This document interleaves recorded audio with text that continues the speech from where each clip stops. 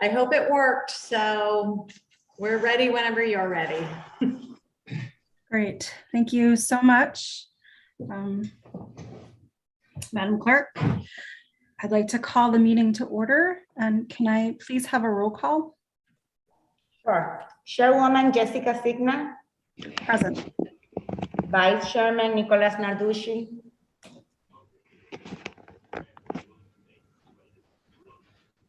Here, sorry. Councilwoman Mary Kay Harris, Here. Councilor Rachel Miller, Here. Nicholas Friedman. Present. So we have 5 present, we have a quorum. Thank you very much. Want to welcome everyone this evening. Thank you so much for joining us. Want to thank, we have some guests with us. Councilman Vargas is with us as well. Thank you. And then we also have 8 folks viewing. So I wanted to say thank you to the community for coming out this evening. It's really important to us. There'll be time at the end for public comment. So that's great. All right, updates since the last time we met. We now have a live website, and we'll talk about that a little bit later.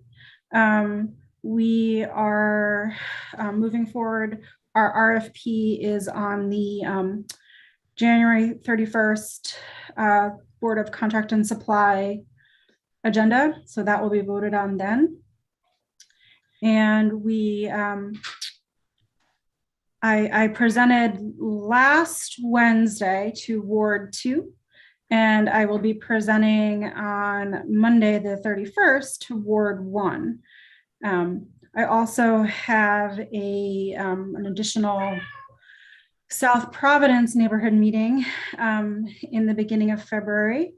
And of course, I always welcome any chance to speak at any community meeting. And it would be helpful to know what neighborhoods we haven't touched upon yet. I apologize, I haven't done the sort of mental math of figuring out sort of where I've been and where I haven't been, but I feel like we might need to do that in order to figure out where we might need to target to try to get folks out and engaged. Chair, we're looking to get something going in Ward 4. I got to speak with John DeLuca tomorrow. Great, thank you. That would be wonderful. And if you would like to lead it, or if you'd like me to come, either way, I'm happy. Yeah, no, definitely. Great, great. And I, anytime after 4:30 is good for me, and weekends are fine too, if that's what works. I'm happy to accommodate. Great. Okay, you might have a special guest this evening. It's happening the past few Mondays. He likes to make himself known, so apologize for that.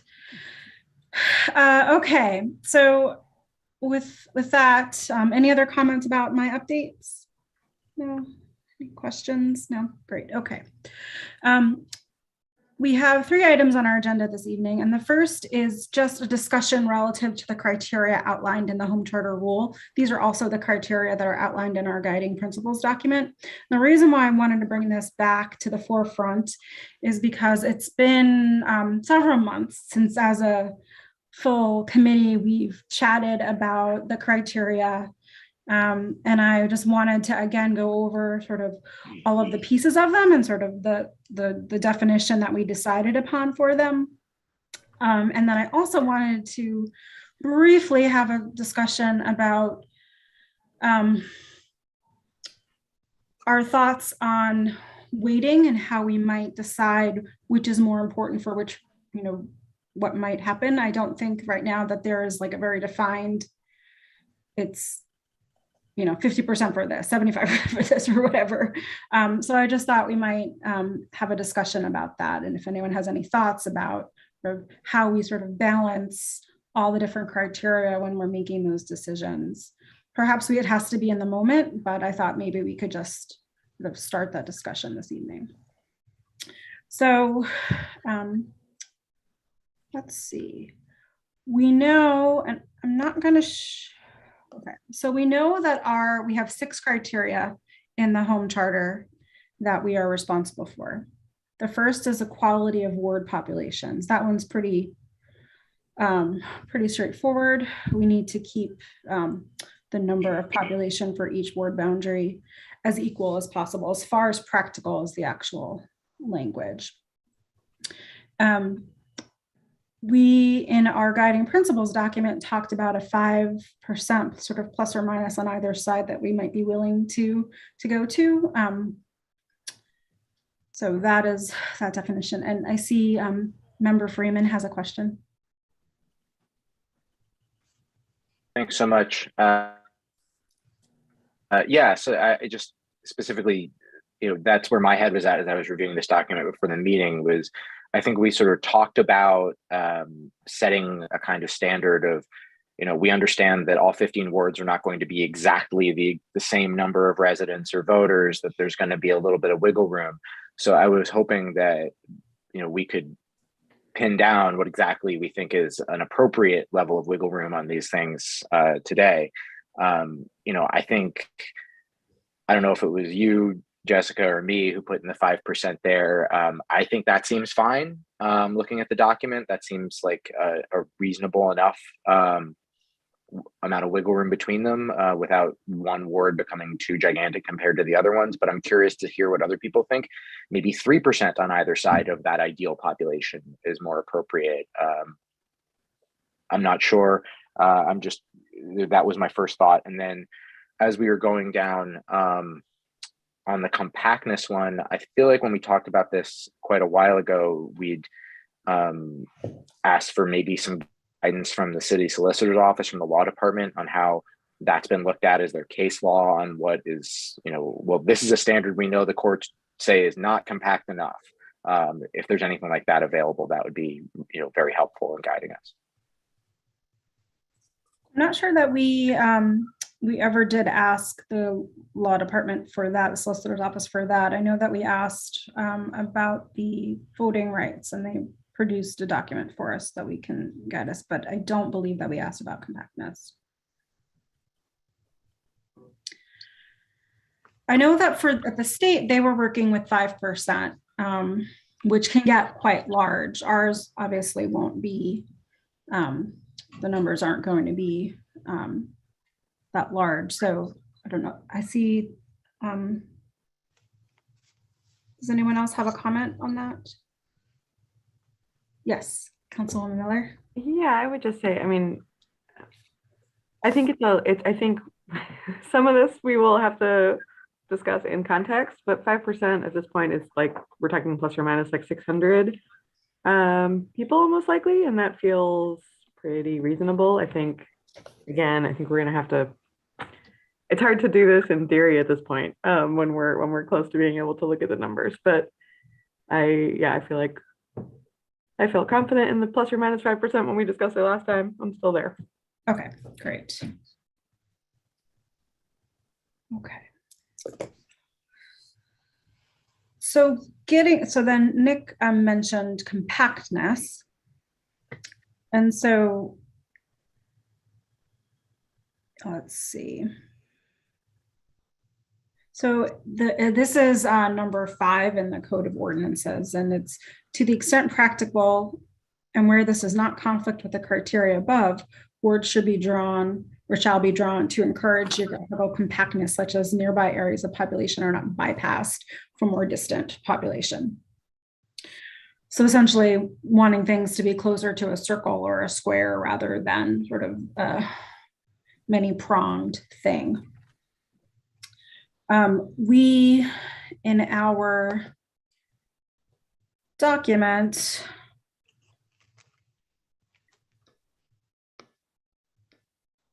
we didn't have much, to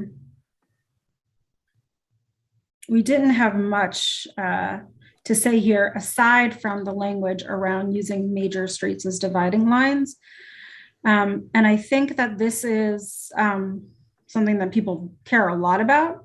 And I think that we will need to see what comes out and try to suggest that we try to not divide major boulevards and streets as possible. That might also come out when we're talking about communities of interest. And I see that Vice Chair Narducci has a question. Thank you, Chairman. Actually, a question and then a comment. From what I understand, the state has already completed their process. Is that correct? Yes, well, it is As far as the Senate and reps go? Yes, it's left the committee and it's to the full General Assembly. They're still working through that part of it. So it hasn't been voted on yet, but it has left the committee. So do we know what kind of an input or difference that we can do ward-wise compared to what the state's already looking at doing district-wise? Yeah, that's a fair question because we do have to consider those lines for the very end product, which is precincts, right? So we don't want those little pocket precincts. But we have not yet sort of put all the data together on a map to compare that. So I have not yet overlaid the most recent House and Senate districts with our current ward boundaries or our, when we don't have anything proposed. So I have not looked at that yet. Now, are we going to be waiting to look at that till it's finalized by the Senate and reps? So I know that in our RFP, we had asked the consultant to consider those lines when they're building our ward boundaries, in hopes and effort to not create too many sort of little islands and pockets. And that's the reason why we wait till now to do the work, is so the state can finish its work first. So we're not sort of working without knowing where the lines may be. So that's a fair question because, for example, my Senate district has changed. So I used to be in Senate 3 and now I'm in District 15. And the boundary line is Hope Street is cut down the middle. So I am on the western side of Hope, and that is now Senate 15 versus the east side is Senate 3. So it's a fair question because what do we do in that situation now when that street has been cut in half, not by our own doings? I believe Councilman Miller was first. No, nope, man, not good at this. Okay, Member Freeman. Councilman Miller, I do think you were first. You can go ahead. All right, I saw your hand up, but that's all right. Thank you. I would just say, so excluding your actual example that you just used, Jess, in a lot of cases, and this is just, so number 4 on this list is like the meat of the thing, right? In a lot of cases, these major streets are kind of geographic boundaries for neighborhoods. So that's certainly true in, my neighborhood on one side of Westminster is Federal Hill and the other side is the West End. And there is that split. I think Ward 13, Westminster isn't included in all of Ward 13, right?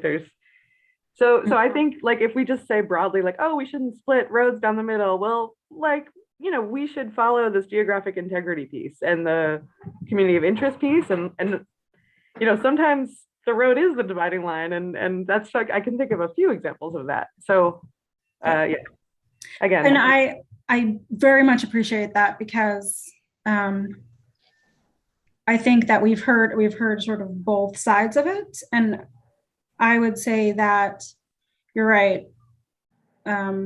There are other pieces that might be more important to folks, right? The community of interest and sort of keeping neighborhoods whole, or parts of neighborhoods whole. So context is everything. Exactly, and that's why I wanted to sort of have this discussion because I think that we just all need to be comfortable with it's not. This list as it's outlined is not how we're going to weight things all the time. So things might be moving fluidly through the list of what's more important when we're trying to make a decision about where a boundary line can go. Knowing that we're going to get input from all these things. I will say too that there's arguments on both sides of this. So some folks will say, if we cut a street down the middle, then there's 2 or 3 or 4 different people in which constituents have to go and speak with. The other hand of that is, well, that's more people paying attention to the area or the issues. So I think those are just some things that we'll have to balance and weigh, and think about when we're making our final decisions. Okay, Member Freeman. Thanks so much. Yeah, so I tend to agree with what Councilman Miller was just bringing up. I think there are certainly cases where major streets are in fact the way that most people would sort of define, oh, well, the other side of Smith Street I think of as being more X neighborhood than Y neighborhood. And that's a pretty common thing. But I think that does sort of bring us to the communities of interest piece that's in our criteria that we have to look at. And in the document we were working on this many months ago, I'd put in there that it seems like the part on community of interest is a little tautological. It's sort of circular logic. We have to protect the integrity of communities of interest, but how do we know they're communities of interest? Because we've protected their integrity. So I do think this brings us to a place of trying to solicit that community feedback and how we document that community feedback. If we hear from the Jewelry District Association, just thinking of one of the people I know Jess has already spoken to, and they say, our membership has looked at the map and this is what we think the jewelry district is, that has some weight to me in terms of deciding, hey, this is the boundary of this community of interest. Maybe we shouldn't cut out this block of it. But I do think we have to be intentional about how we gather that information and think about it a little bit more. I know the state level, they were asking people to draw communities of interest. I'm wondering if we have access to those maps that were drawn, and with our webpage live now, are we directing people to things like that, or districtr.org or representable, those types of things, so that we're collecting that data and we can go back and say, hey, of the 12 people who mapped Elmhurst, this is what the majority of them say is Elmhurst. So the Rhode Island Redistricting website is still up, and the community of interest tool is still available. And there are a few communities of interest that were drawn in Providence. I count 1, 2, 3, 4 right here. So that's a fair question, and I had thought that we might bring this in. Our website does point folks to those sites, and we can see that later. Vice Chair Nordigi. Yeah, Chairman, I just want to follow up on the splitting of the streets. In my ward, we got side streets, believe it or not, that the left-hand side is mine and the right-hand side is Councilman Salvatore's. And we got quite a few of those in my ward. And I'm pretty sure in the other wards, we have the same type of situation. So it's not just the main street that kind of cuts in half. A lot of our side streets do the same thing. I know there's one side street, Shiloh Street, that I have the even numbers and Councilman Salvatore has the odd numbers. And also like in a ward like mine, years ago it helped, but not anymore. I have the North Burial Ground in my ward that there's really no, obviously no votes coming out of there. That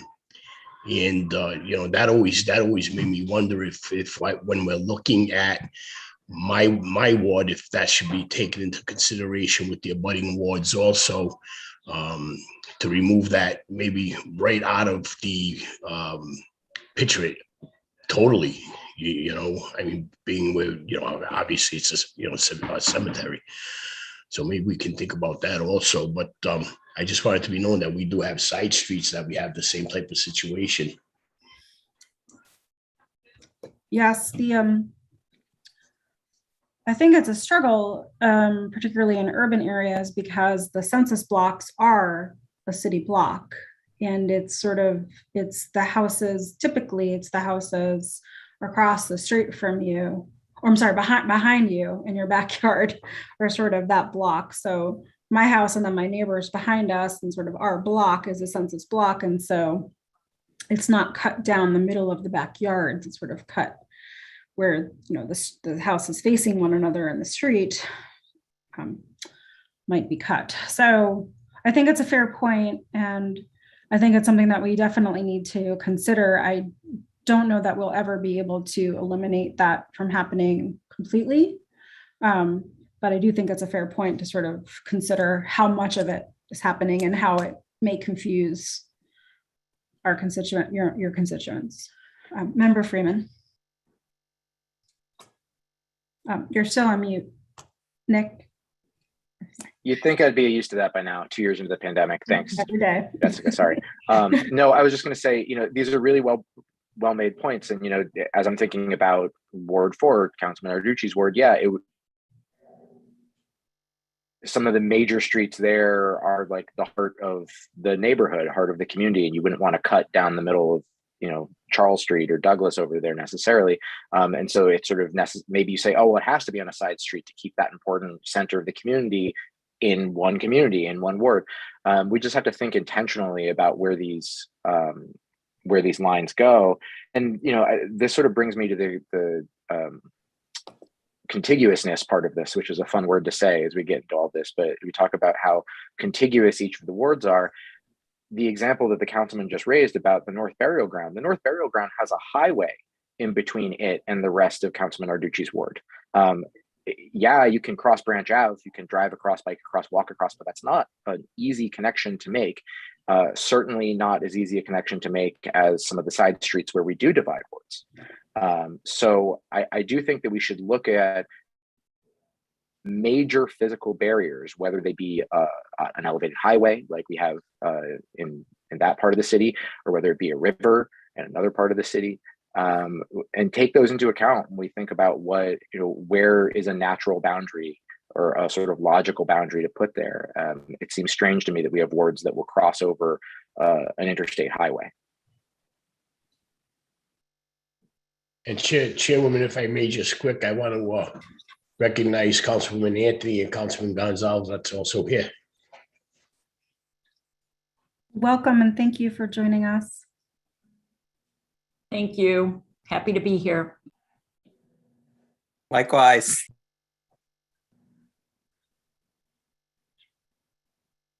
Great. So it sounds like we're still in agreement of that. And I just wanted to sort of bring these pieces in this conversation back to mind. I know it's been almost a year since we had it. And so I really appreciate everyone sort of, again, thinking about this and thinking about why we put these things down to paper to begin with.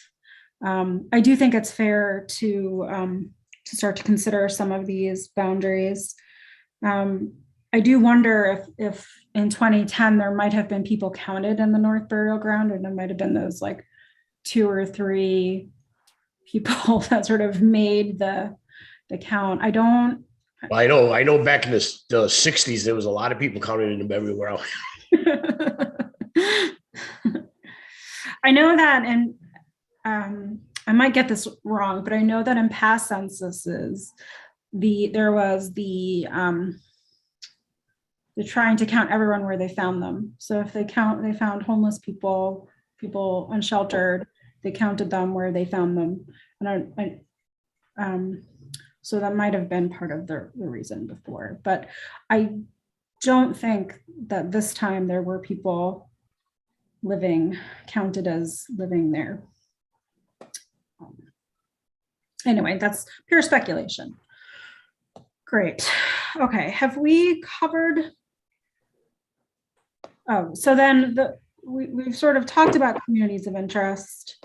I wanted to bring up, I got an interesting question in the meeting for Ward 2, which was how, I've been meeting with neighborhood groups and ward groups and telling people that we're very interested in getting feedback, and we want paper feedback, and we sort of want and I've been joking, I want feedback on the back of a napkin. But then when we think about how we actually will transfer that information to our consultant and how they will use it,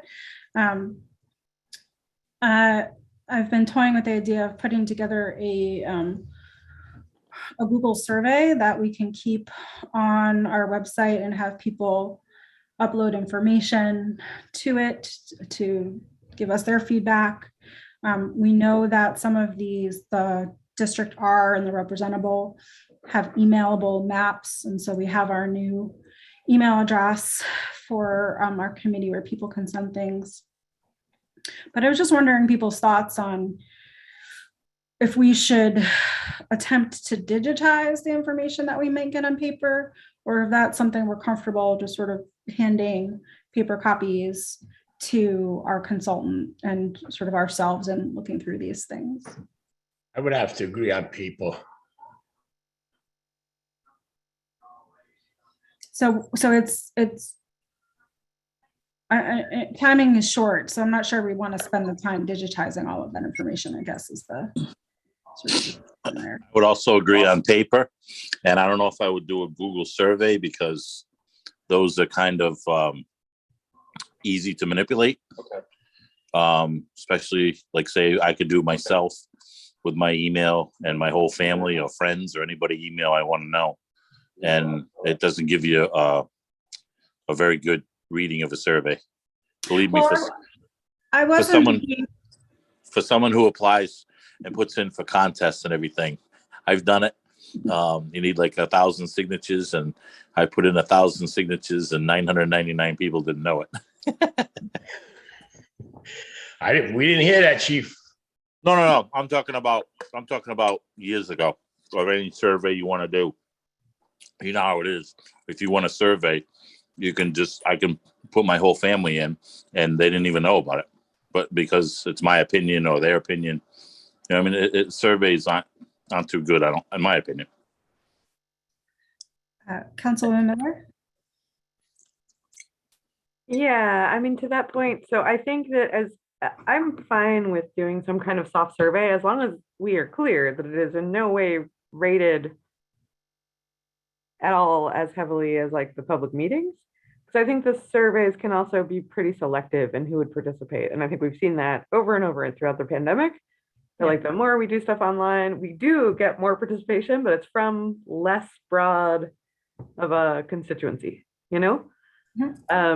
And so if I have no problem, I have no problem with some people gaming the survey, councilman, if we can be assured that our process here is going to be in those public meetings. And I think having some more options for people to weigh in, like via some kind of survey, and there's actually ways on Google to make it a little bit harder to do what you just described. But even so, like the end all is it's the public hearings and it's the other ways that we're doing this.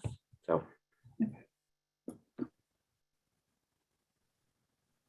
Yeah, I'm seeing it not so much as a defined, but as more of like a collection tool, right? So it's just sort of a way to gather feedback that can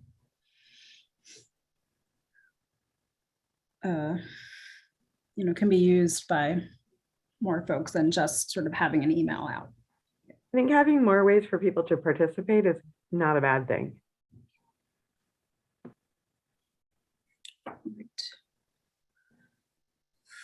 Okay. Do we have any other comments or suggestions for the criteria? I feel like we've covered all of them. All right. Hearing none, let's move on to our second discussion topic, which is the finalizing of this guiding principles document. We updated it very small update, but significant update after our last meeting, in which I entered some information about ensuring that we keep a log of all of the interactions that our consultant has with anyone they're working with. And also that if there's any meetings that myself or Member Freeman are in those meetings, whether they be virtual or in person. Other than that, the document has stayed exactly the same since we last worked on it. Does anyone have any other things they'd like to add, things that need updating? And if not, I just would like to finalize it. Right now, draft is on it, and so I'd like to move that. Jessica, Yes. is it possible when we are doing these documents that our city sergeant get those documents in front of us? I mean, it's a little easier to, mark on them or whatever you have to do with them. I'm used to hard copies. So is there any way in the future we can get those documents? I know we had it already. I mean, when we was together face to face, we had a copy of it and we did talk about it in our meeting. So I do remember some of the information, but we have added other information since then. I think such as what we talked about the last time, making sure that document had the part about, the extra meetings, the outside meetings, and the public meetings. So I don't have a document, up-to-date document. Okay. I'm comfortable with waiting until our next meeting and trying to get folks paper copies. Who, besides Councilwoman Harris, would anyone else like a paper copy? Yes, I would, Madam Chair, please. Me too. Aren't we back in person unless things change the next time we meet? Am I wrong about the dates? Sorry. I apologize. I don't, Madam Clerk, are you familiar with when the, or maybe, The executive order, yes. I believe it ends February 4th. Is that correct, Mr. Sheberini? That's true, unless the governor extends it. And I have not heard either way, if he is or not. Okay. Well, that might solve that. And Madam Chair, I'll coordinate with the city sergeant and make sure that these documents get to all 15 council members. Great. Thank you, Tina. Thank you. You're welcome. Thank you, Madam Chair. Great. Okay. Moving on. So the last is, I just wanted to let everyone know that our website is up. It is, let's see. I have it here. It is council.providenceri.gov/ward-boundaries. And right now, it just has some text about why we are meeting and what that new criteria are. There's a presentation that I've been giving to the public. And it has ways to contact all of us and our names. And then the map that we worked on. Now, of course, the map has worked for over or almost a year. And then I went to go look today and the map is not working. So I've emailed our friends in the GIS department to get that working. So I apologize to everyone. That's not working right now. There's information about how to get involved. We'll post all of our public meeting times here. So today's meeting is listed there. And then there's a link to District R and Representable. Now, Madam Chair, is there any type of outreach that we're doing for people? I mean, like, I know a lot of people in my ward, they don't have access to a computer. is there anything we're doing or looking to do moving forward to make sure that those people are reached out to also? First of all, you're talking to one of them old time guys where, like Councilman Ash was saying, I still like everything on paper, everything in front of me. I hate what we're doing right now, Zoom meetings. I can't stand Zoom meetings, just so everybody knows that. But it's, I mean, it is what it is. But I do have, like I said, I got my neighborhood, I got one part of my neighborhood that doesn't have a problem going on the internet and checking things out. I got another part of my neighborhood that the only way they're ever going to know about accepting input in a particular committee like this is if by a letter or some type of postcard or something to that effect. And I know that's all costly, but you know.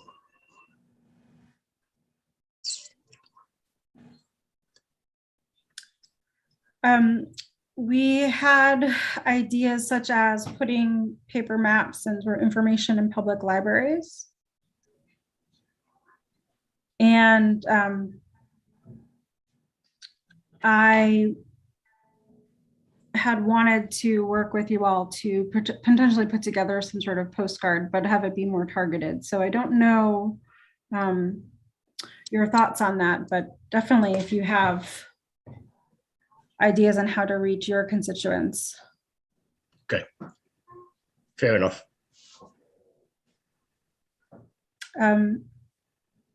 Councilman Taylor, see your hand is raised. I just have a couple questions, and maybe they were, excuse me, I might have missed the answers because I haven't been on the whole time, either at this meeting or last meeting. But I know you're talking about the online thing. Are you going to have like frequently asked questions, like say in Ward 2, you said these questions were being asked? Would you have that so we can kind of get a night, so everybody, if everybody asks a question in Ward 8 that's already been asked in Ward 2, I can, instead of asking everybody the same question? Yeah, that's a good idea to add. And then also, do you have a copy, or is there going to be a copy of, and this, like I said, might already been answered, of say the 2000, the last map and maybe the map before, like what the wards were? So right now that's available on Providence GIS, is the former wards. We on our website, I know the current ward now. I mean, I'm talking about 10 years ago when they changed it. Do you mean the 2002? The 2002, right? You have that. In other words, from 92 to 02 was a map. Do we have that map? So that is not. Start looking at this. And sorry, somebody, can you please mute? I don't know who's talking. I couldn't figure it out. Maybe Kenneth, perhaps? Nope, he's muted. Okay. So I went on a hunt for that shapefile for those boundaries, and I believe that I have them in my possession from a colleague who worked at DataSpark/ProvPlan. Mm-hmm. Not pass those over to the GIS department. Just so we have an idea, because I have the map, I have my own map. Yeah. To show what was Ward 8 between like 92 and 2002. But obviously things were changed, and that's when streets ended up being half and everything. So I just wondered if we're going to be able to see the changes when you actually come through it. I mean, we'll have the change now to then, but is it going back to what we were? Well, I don't think things would go back. Not to what they were, but I mean, I guess in 92, what it looked like, and then in 2002, and then 2022, you know what I mean? Yep, and that's exactly the point of this tool, and just unfortunately, it's not working right now. Okay. Okay, that's it. Yeah, Thank you. The tool has many different layers. So it has neighborhood layers, it has locations of schools and sort of places where people can focus, focus in on. People might know places in their community. And then it also has precinct boundary lines just from the last time. Member Freeman? Thanks. I was just gonna say, yeah, that historical info is definitely helpful. Working on this when I worked for the council 10 years ago, it was interesting to see how the wards had sort of migrated over time to different places and being able to go back and see where they had been earlier and getting some sort of a sense of why they had changed is helpful. That having been said, one of the things that I thought was very interesting in the presentation we had early in this process was talking about how the actual geographies themselves have changed. That in some cases, like, let's use, it's an easy example in Providence, where I-195 was moved. Some of those actual census blocks and census tracts have changed because there used to be a highway going through there and now there's not. So, yes, it's important and I'm excited to see that historical info. I just think we have to put a little bit of an asterisk on some of it because it's not possible to go back to some of the same ways they were before because census blocks are different. And there are good reasons why sometimes the census blocks are different, but it can certainly be illuminating and informative for sure. So I'm glad you have that.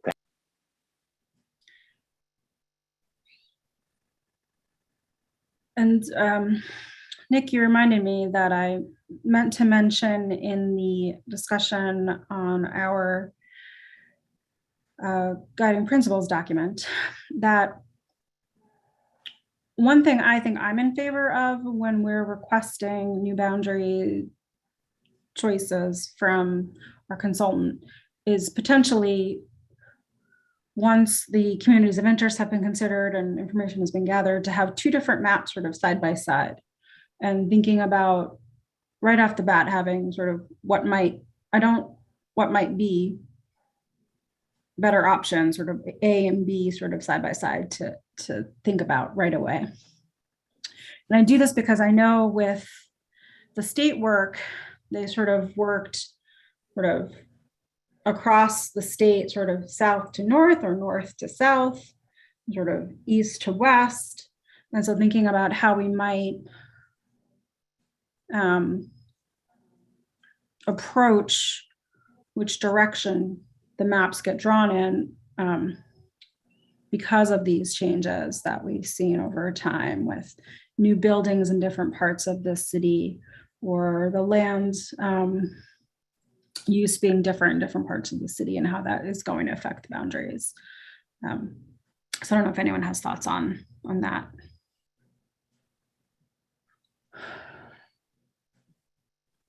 On having sort of an A and B directly right away, rather than sort of having an A and then react to it and a B and then react to it, as far as maps are concerned. I should have raised my hand. Go ahead, Councilwoman. Councilwoman Miller.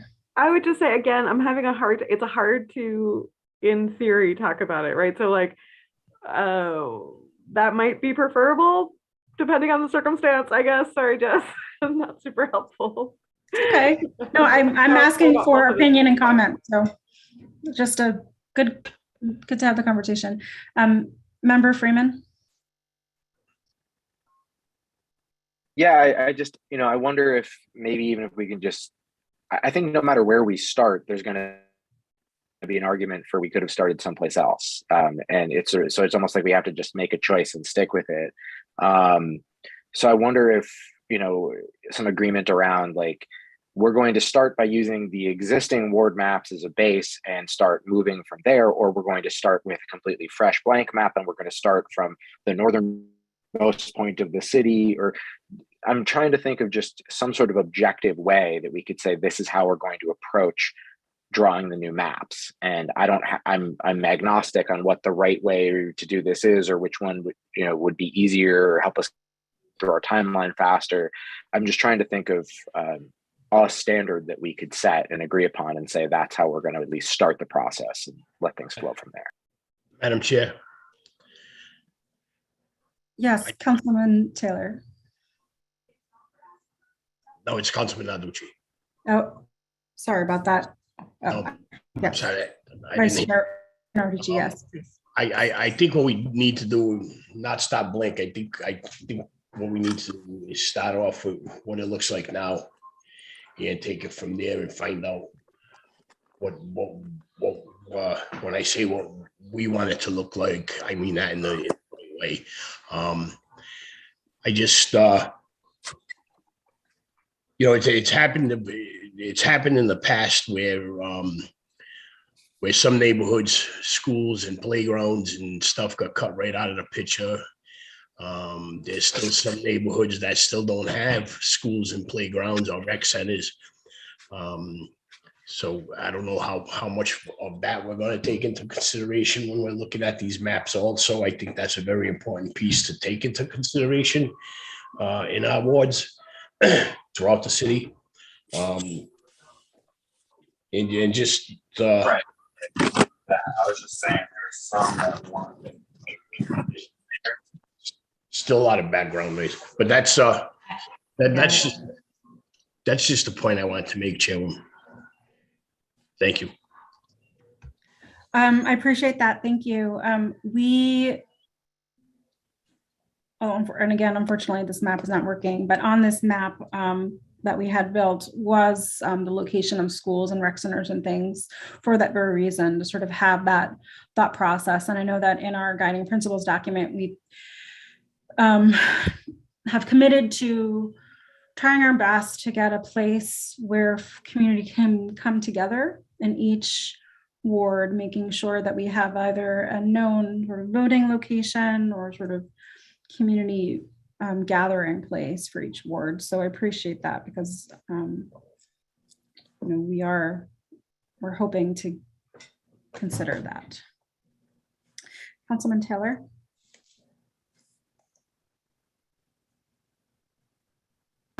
Now I forgot what I was going to ask. So let me, I forgot what we were talking about that I was going to ask. We're talking about whether or not we need a firm decision on. Oh, okay. Yes, I got it. I just remembered about the A map or B map. What happened with the state? Did they do an A and B and then they came out with a C? Or did they do an A, then they did a B, then they came out with a C? Latter. They did an A and then people reacted, and there were B and people reacted. C, yeah. They did. Okay. All right. Just was wondering what they did. Yeah, and that's sort of why I was thinking about it is this is one thing that we haven't really discussed yet in all of the talks here, sort of how we would get started. And we are going to have the consultant take the current boundaries, take the population in the current boundaries and look to see where they're sort of over and under and which wards need to grow or shrink. Because as we know that if the population grew in a particular area, that means that ward is likely to get smaller because the population has grown, and vice versa. If the population has shrunk, then the ward needs to grow larger to get to that quality of people. So we will start out with our current boundaries sort of as just to see what things need to change. But then from there, it's how do we actually do this? Do we have them decide it either way? So Member Freeman, your hand is up. No. Okay. Madam Chair, I have to get on a 6:30 Zoom meeting with a few of my constituents, so I'm going to have to be excused at this point in time. Thank you so much for participating. Thank you guys for everything. We'll be in discussion about getting in touch with constituents. Very good. And I'll be back in touch with the Da Vinci Center when we can get down there for Ward 4.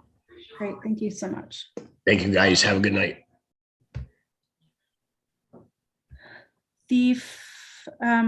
Let's move on to Madam Chair. Yes. I want for the A and B. I was just thinking, wouldn't we end up with an A and B anyways? I mean, considering that we are looking at also community interests. And that alone starts to build on, maybe map A, and then we have to make sure, like you said, that, we have to follow the charter with, making sure that there's, as equal as we can possibly get it. So I just thought maybe there is an A and B anyways. Map. There definitely will be sort of, I'm imagining there will be sort of follow up and follow through. I just was wondering if we wanted, as a committee, to have a few things to react to initially rather than just have one thing to react to. But again, it's just more of a conversation piece and wanted to see what folks had been thinking. It's not something that we need to make a decision on tonight, but I wanted to put this in folks' minds, and it might be something that we want to discuss with the consultant once we get them on board, to see what are the pros and cons and what might work better or not. So, okay, our final piece, if I don't have any other committee questions, I'd like to move on to public comment. Do we have anyone from the public that would like to participate this evening? I see Doug Victor is raising his hand. Okay, he may speak now. Hello. Hello, Doug. Good evening, everybody. Thank you so much for doing this work. It is so vital. This work is so vital because, as you know, the next 10 years, this kind of projects what happens in our city in a certain way in the next 10 years. Excuse me. I just had a date, so I'm still swallowing. A couple things that, the question about the A and B is maybe something to ask consumers about also. So my thought is a plan A, it's more organic that people respond to it and then go to the plan B, and then people respond to it and go to the plan C. But that's my idea on that. I actually have had a question about why the Elmwood neighborhood and the South Providence neighborhoods have both been split in two since I moved to Providence in 1986. And so that's kind of an overriding question. And part of the other question for me is, how would these neighborhoods have developed themselves if they were intact instead of split in two? So in terms of figuring out that question, I contacted the people at the Providence City Archives, and they were wonderful. And they sent me 9 references that spoke to redistricting from 1767 through the present day. So if you want some historical records, I can forward you these records. There are maps, there are book pages with city council resolutions, et cetera, across the ages. So if we're talking about history, there's something to look at here, which I think is fascinating. And I haven't had a chance to go through it all, but I've had a chance to go through some. So I'd be very happy to send those files to whomever. And if you would be willing to receive them, how should I do this? I would suggest you email them to the committee if you have them electronically. If you don't have them, great, okay. I do, and to whom? So we have a email address that is ward boundaries, all one word, @providenceri.gov. Okay, great. Ward boundaries at providenceri.gov. Perfect. I'll Thank you. be So I'll did be you? really happy to send you that.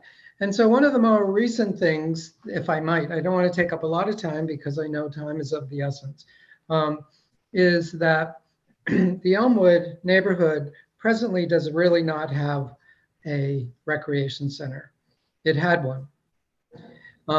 And there have been efforts, and some good efforts, to revive it. The building had a lot of problems, huge problems, and it's emptied out now. So that's a deficit for the Elmwood neighborhood. But I feel like in defense of Elmwood being one ward, that I think more resources would have been brought forward to address this situation. And I can speak for what I know about Elmwood, that people in Elmwood say they live in Elmwood, and Elmwood is then split in two by 2 wards. So, and I'll let this people in South Providence speak for themselves because I wouldn't presume to do that.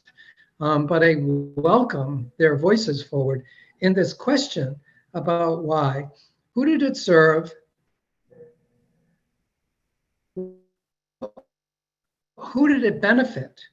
And who did it continue? I mean, the South Side has been historically marginalized, let's put it that way. So we need to put some of this in the context of history and get real about it, really get real about it, and come up with solutions. And you folks have a big job. I understand that. I kind of wish I was on the committee to sweat with you, but I'm not. Anyway, so that's what I'll have to say for tonight. Thank you so much for listening. Thank you, Doug. We look forward to receiving those documents from you. And I also look forward to seeing some maps you might draw about your community of interest and why you think things might go that way. Please, obviously, we'll take these comments into consideration, but I also encourage you to draw those maps if you do have the time. I do.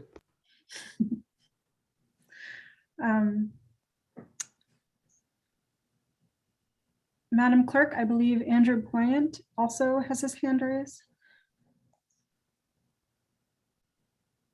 Great. I'm going to have to promote him as a panelist. It's not allowing me to allow him to talk. I hope he's okay with that, Andrew. Just give him a moment to pop over.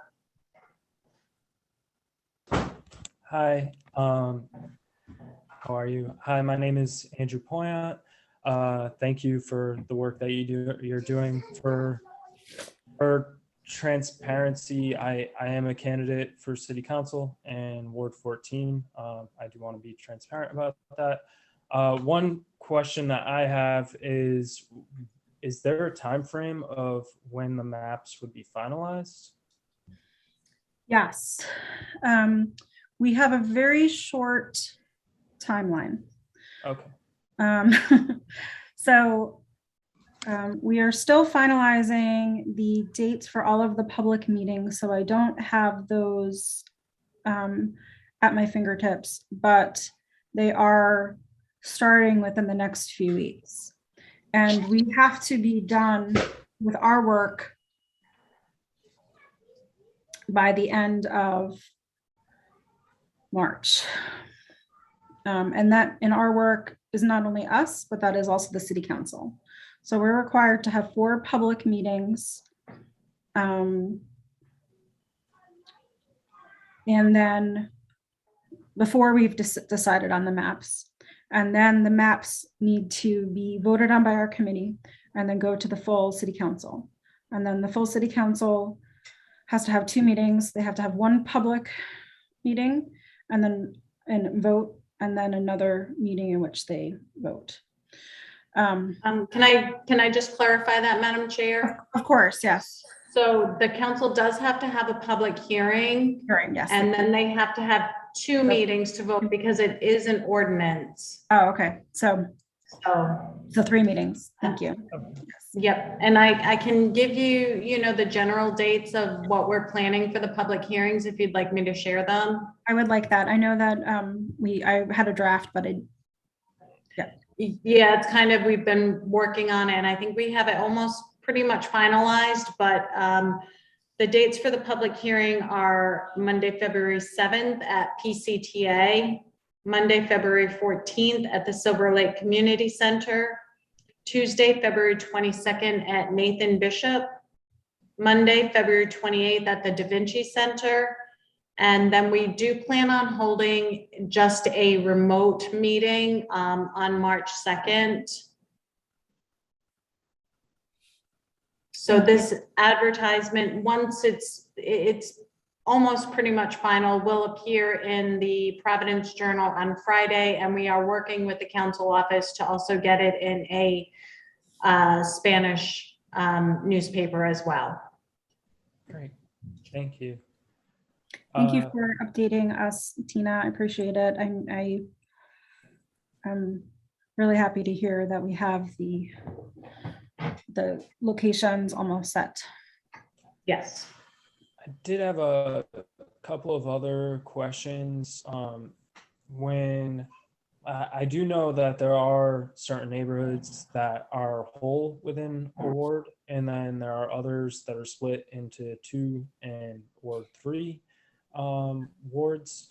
And so, I mean, I think it would make sense to try to look at the neighborhoods and how many neighborhoods are not split at all, how many neighborhoods are split into 2, how many neighborhoods are split into 3, and whether or not it's possible to try to keep neighborhoods as whole as possible.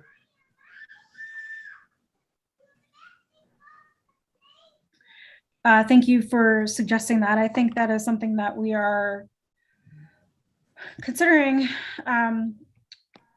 as one of our many criteria that we have to look at. So sort of thinking of it as a community of interest. And so again, I encourage you to draw what you think your communities of interest are, talk with your neighbors, talk with your family and friends about what's important to them and what to keep whole. Okay. All right. Well, thank you everyone for your work. Thank you, Andrew.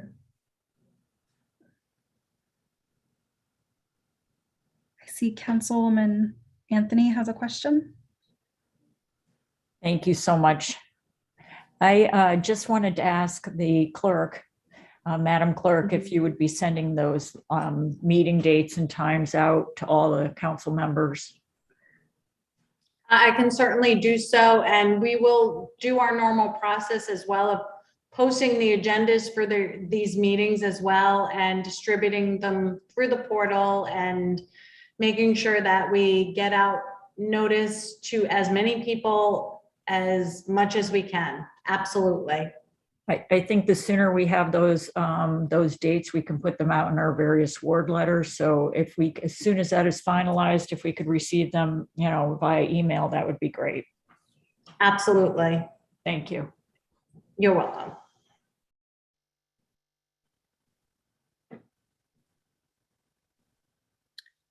Do any of the other public attendees have question or comment?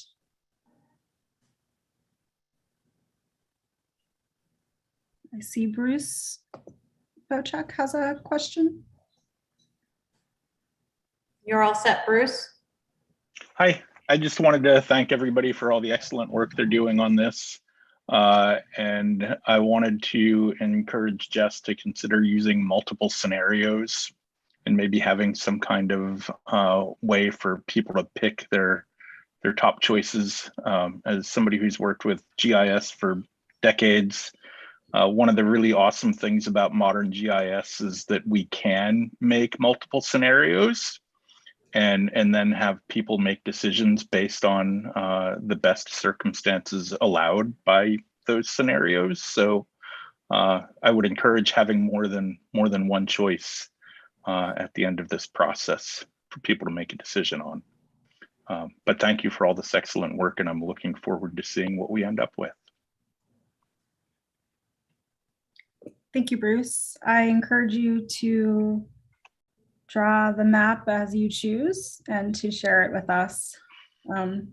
We have a few tools that we're suggesting people use, including District R and Representable. However, I know if you're a GIS expert, then you have lots of tools at your disposal. So please do share your community of interest with us. Thank you. Okay.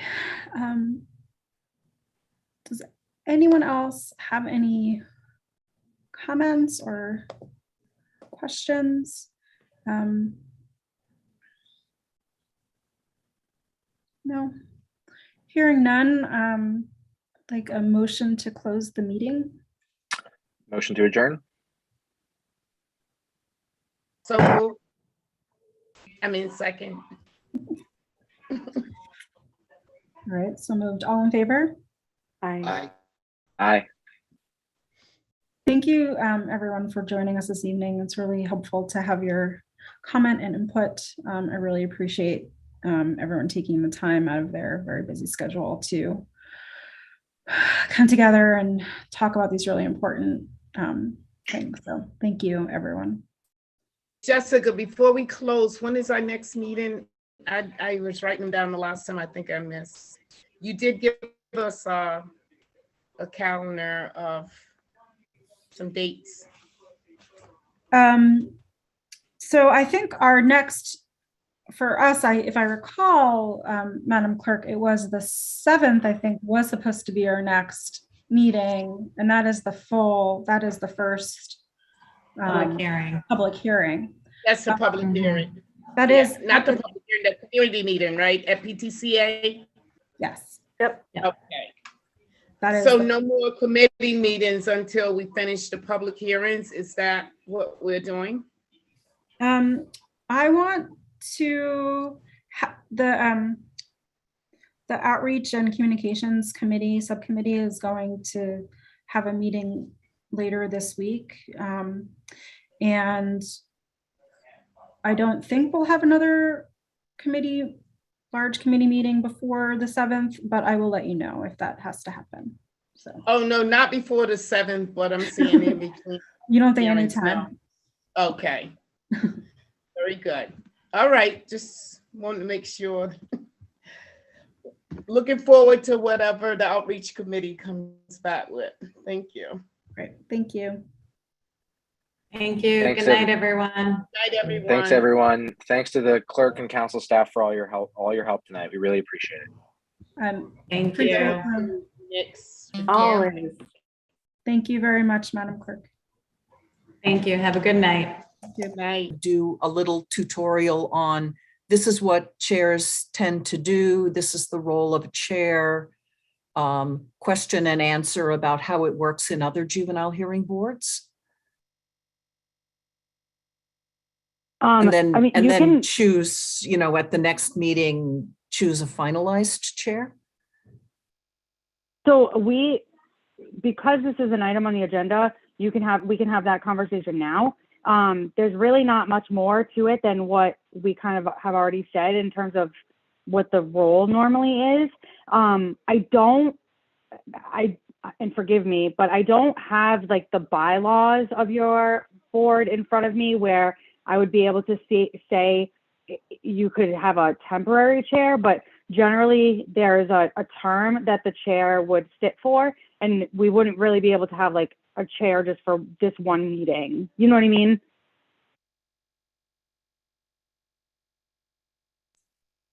Has anybody served on a board or a commission before and kind of has like a familiarity with Robert's rules or anything like that?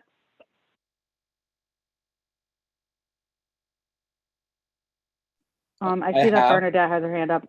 Yeah, I see a few other people. I think I sort of came into this thinking to myself, I already feel as though, like, in terms of time management, I'm not sure if I have the time to do this. And I said that to myself, I didn't think that I should volunteer myself because I'm not sure if I'd truly be able to. However, I have served and I'm currently serving on another sort of board, and I'd be happy to like step into the position as I don't know, currently for maybe vice chair, just because I think I would be able to better support someone as opposed to being a full time, but potentially maybe that would allow me to be the temporary vice chair here, and then we could elect a vice or an actual chair for in an upcoming meeting or discussion, as was said, once we get to know each other. Yeah, I mean, thanks, Adam. That's great. So, I mean, does anybody have anything, or maybe Adam, to share in terms of like what, from your experience sitting on other boards, what the chair would be responsible if it's something more than what we've already said? Alternatively, we could just, this is, you know, item one does have two parts, the election of chair and the election of vice chair. We could just have a motion to continue the chair, and then we could elect a vice chair and maybe put the election of a chair on the next meeting.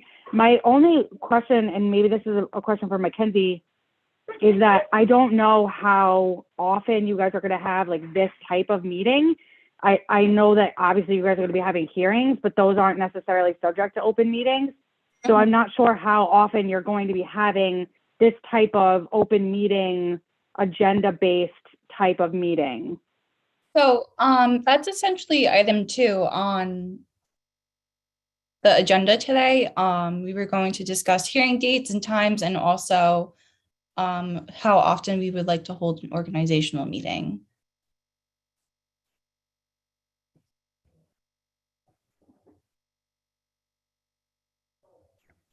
To the same point Adam made, I am strapped for time, depending on time, but I'm willing to help in any capacity that is needed.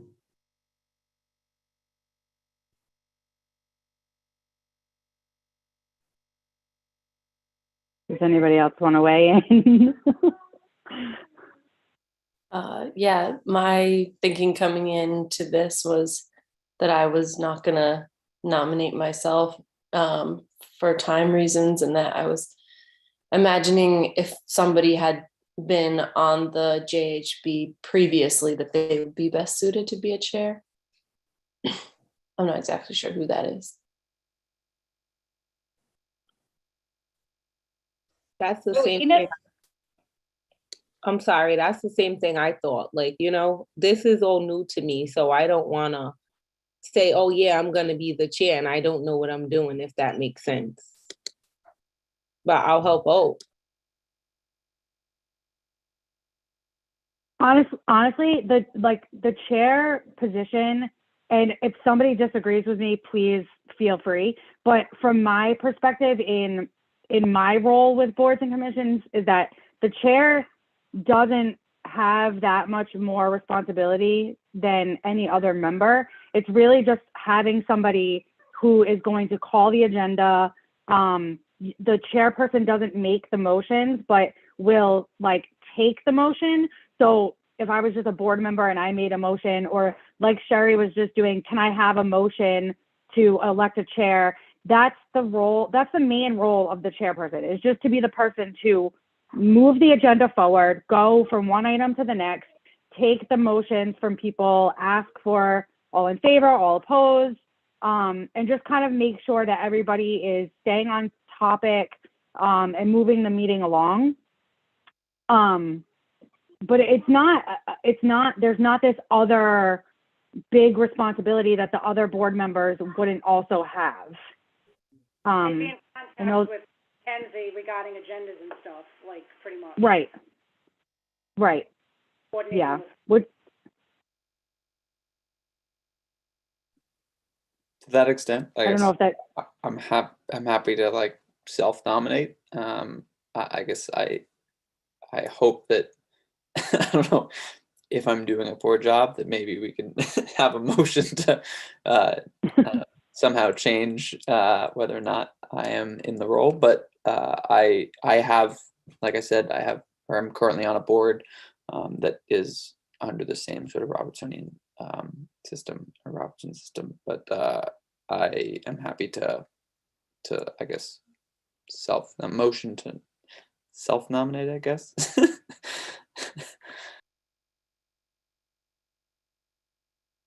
I have a second. Toby has her hand up, so Yeah, I just wanted to add something to the role of a chair, because my understanding is you are electing the chair not only for the organizational meetings, but for the hearings as well. Is that true? Because the role of the chair at the hearing is, as the family comes in, they're typically the person who introduces themselves and the board to the child and family. So, needs to be willing to take on that welcoming role.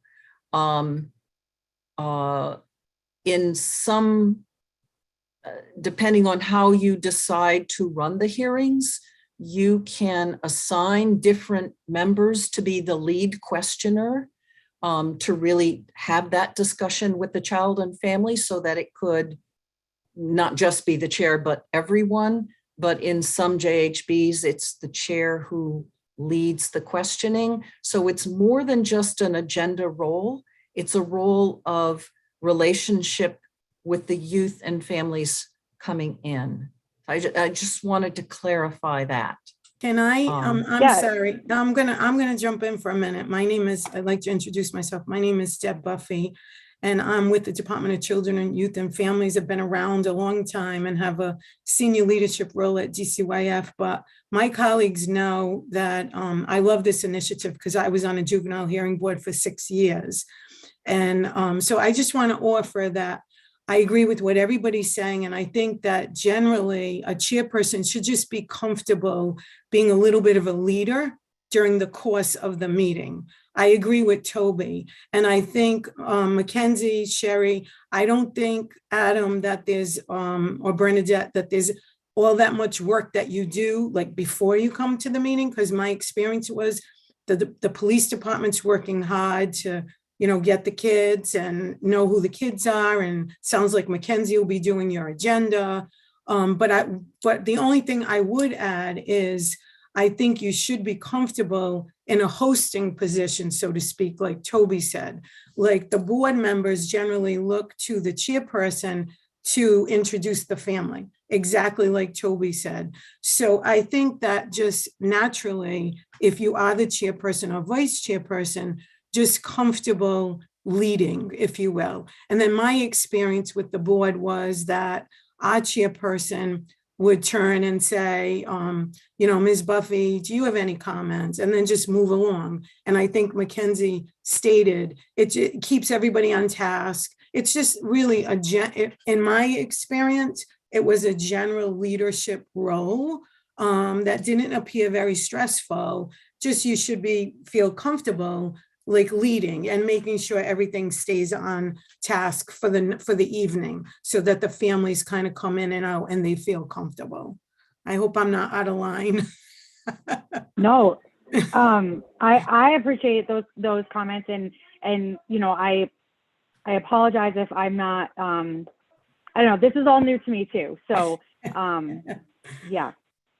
Well, I was old at it, so, and it's a very rewarding experience, so. And I can vouch, Deb and Toby, they've been at it a long time, and they know this stuff like the back of their hands. And if a chair does need some help, I'm sure you could reach out to Toby and or Deb or myself.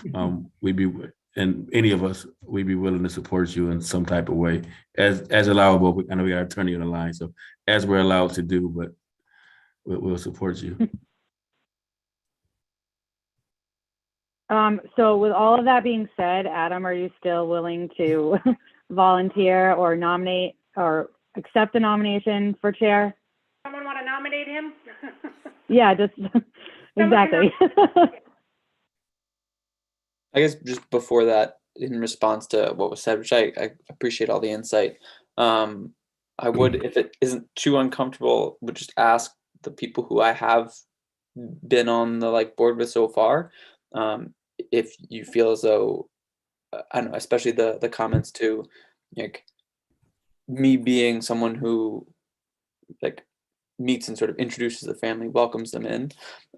If y'all feel as though that is a good role for me to be in, especially, I don't know, considering that, I don't know, I have done that a couple of times in the past like board or hearings that we've set in on, but to the extent that like y'all feel like I'm capable of doing that and doing it in a way that is like welcoming and supportive of families, I'm not going to be hurt if you tell me I'm not like doing it right.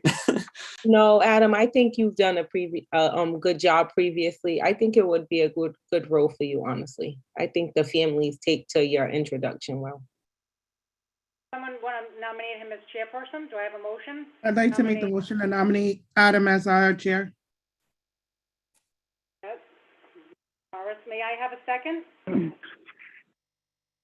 Someone like to second that motion? I second that motion. Is that Tequa? Okay. Yes. Okay. I'm gonna read. Are there any further nominations? Are there any further nominations? Are there any further nominations? There being no further nominations, the clerk is hereby directed to cast one ballot for Adam Freeberg as chair of the Juvenile Hearing Board. So, Adam, you have to now elect a vice chair. Call for nominations for a vice chair. Inez, would you want to be the vice chair? Are you here? Hi, I'm here, and I'm sorry because I have horrible internet connection. I'm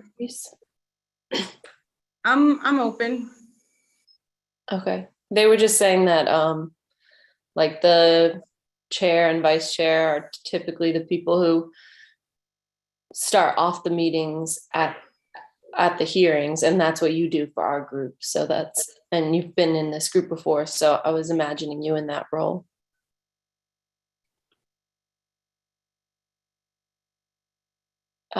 I nominate Inez, but wait, maybe it's not my role. Adam. No, I mean, so any motion to nominate chairperson Vice chair, yes, vice chair. or vice chair, sorry. I have a motion to elect a vice chairperson. Who would like to nominate someone as vice chair? Yeah, I would like to nominate Inez as the vice chair, and my name's Tori Kern, Victoria. Okay, so that's made by Victoria. And may I have a second for the vice chair, please? I'll second that. Okay, are there any further nominations? Are there any further nominations? Are there any further nominations? There being none, no further nominations, the clerk is hereby directed to cast one ballot for Inez Mershon as vice chairperson of the Juvenile Hearing Board. So we have a chair and vice chair. So the second order of business is number 2.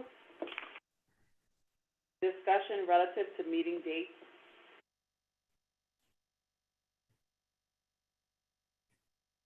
Okay, so for talking about meeting dates and times moving forward, Mackenzie, was there an agenda that you had written out, or? So it really kind of depends on your schedules. I feel like Mondays and Thursdays, like Mondays and Thursdays would work best. Perhaps we should consider the first Monday of every month and the last Thursday of every month. Okay. Does anybody, as it currently stands, have like a known conflict on Mondays or Thursdays such that? I just have a question. So Mackenzie, are you planning on, this is like not hearing days, like you're planning on having? These are hearing dates. Oh, hearing dates. Okay. Yeah, these are hearing dates. And then we can also motion to elect an organizational meeting or to determine the organizational meeting if the board is comfortable with that. We can also discuss that. I'm open to that.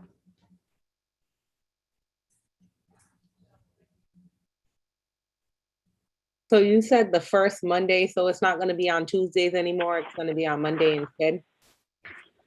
Yeah. that would, if that works for you. If not, then you can obviously change it.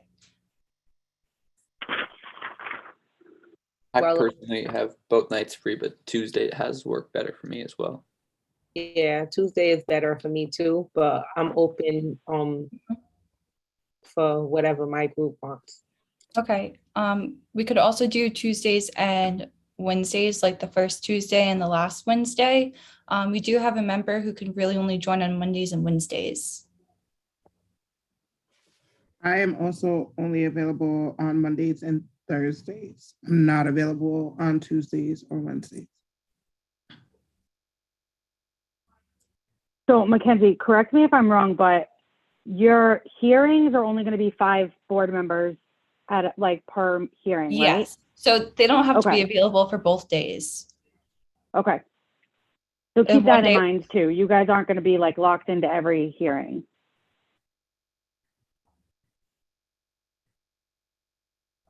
So is there anyone who cannot, can we just, do you mind if I help ask a question, chairperson? Yeah, sorry, go for it. Um, I'm a very step back chairperson, so. So feel free. Bernadette, you just said you can only do Mondays and Wednesdays, is that right? Mondays and Thursdays. Mondays and Thursdays, okay, I misheard. Is there anyone that can't ever make a Monday or Thursday?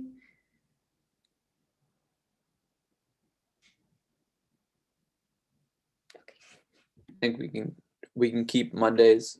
If it becomes an issue, Mackenzie, can we shift this again at the next meeting and have this be Yes. something that we bring up? Yeah, on we the can hold agenda? you can call an organizational meeting and we can definitely switch it up. Okay. So first Can I just- Monday, Yeah, sorry. so first Monday and last Thursday.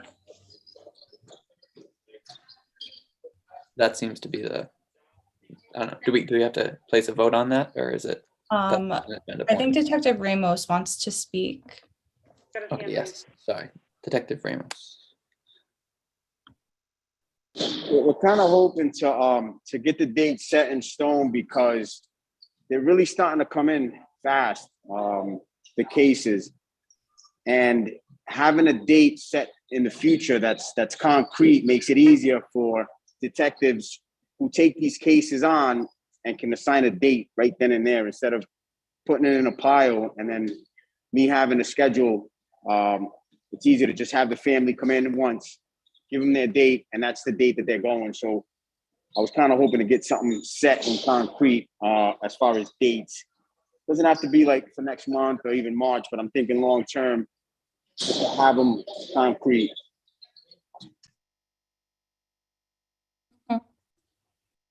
So So I guess the only thing that you guys really need to know is there anybody on the board that cannot do Monday and Thursday? Where like that combination of those 2 days will just not work.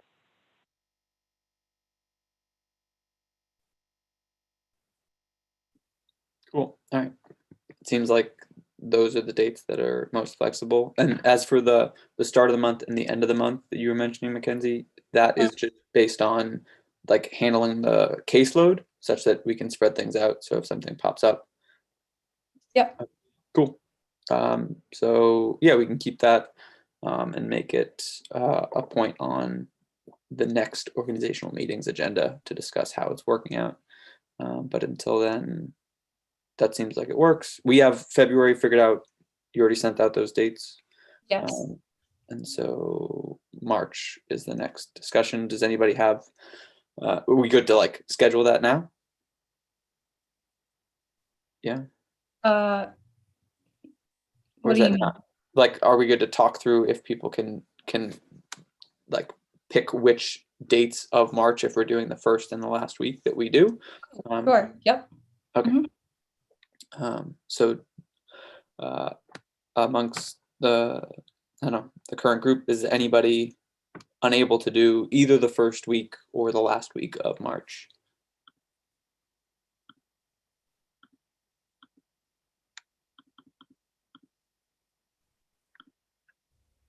When you say, so the first week, the first is on a Tuesday, so that Monday would go to the 7th?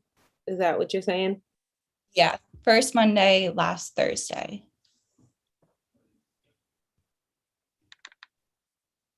So the 7th and the 31st? Yes. Okay, I can't come on the 7th. Okay. Those dates work for me.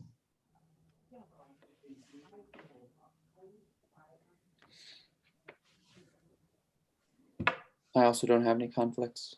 So yeah, if nobody else has conflicts, I guess we'll make sure, Tikwa, we put you in the last week, so the 31st of March. And then how are we feeling in terms of keeping the same groupings if we already have familiarity? Do we want to continue with that, or is that something that I would love to see us just be able to mix it up just for the sake of being able to get to know one another. I agree. I think saw in it's- story that we're in different groupings, and I think I appreciated that. All right. So I guess, Mackenzie, is there, I don't know, like, as a chairperson, am I supposed to assign people to the dates? That's like part of. I don't think you need to assign people to the dates, especially in March. I think your main job during the hearings is just to lead the hearings or elect somebody to lead the hearings when you're not there. Cool. I think scheduling, I can do that. All right, moving forward right now, are the hearings in person or on Zoom? They're in person still. Okay. Okay. Sherry, do we need to vote on hearing times? No, it was just a discussion item. Oh, okay. Would you? If things change, again, you can talk to Adam, and if the date changes, that's between the chair and you, so that's. Okay, great. Would you all like to schedule the next organizational meeting? Yes. Seems Okay. like a good time. Yeah. All right, great. So we could do it quarterly or twice a month or quarterly. Those usually seem to work best for everyone. So whatever works best for you guys, we can schedule the next one in 3 months, or we can schedule the next one in 6 months. Let's try 3 months. 3 months, okay. 3 months from now. So April 25th would be a Monday. Would that work? Quick question, are the meetings always going to be on Zoom or? No. Yeah, that's going to depend on the governor's executive order. So for however long his executive order, he only has the authority to do it for 30 days at a time. So it's basically going to be like a month-to-month thing to see if and when he extends it. But I would imagine that in April they would be in person again.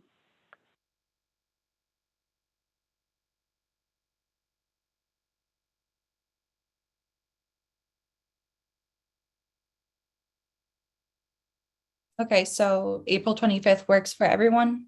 It's a Monday. Would that time? interfere with the last JHP hearing, or are we doing? No, that's the last Monday of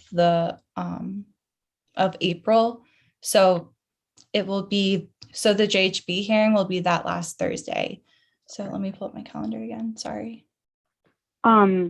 If I can weigh in, because I have to be at these meetings too. Monday nights are actually really hard for me if they're going to be in person. So if we could pick a different day of the week for an organizational meeting, I would really appreciate it. Yeah, Jill, what day works best for you? Honestly, any night except Mondays. Mondays are Okay. like the only night that I have a problem. Okay, so we could do Tuesday the 26th or Wednesday the 27th. That Thursday we'll have a JHB hearing. And then I don't imagine anyone would want to do Friday the 29th, but if we wanted to do Friday the 29th, we absolutely can. Could we do a meeting on a week that we don't have a hearing? Yeah, we could do it the week before, the 19th or the 20th. That's April 19th, that's a Tuesday, and the 20th is the Wednesday. Is there a way to do the 21st? I know Bernadette said that Monday and Thursdays are the only days that she's available. Yeah, yeah, we should be able to do the 21st. No, actually, it looks like, sorry, it looks like I don't have class that week. I think it's just a break. So I could do the 19th if that works best for everyone.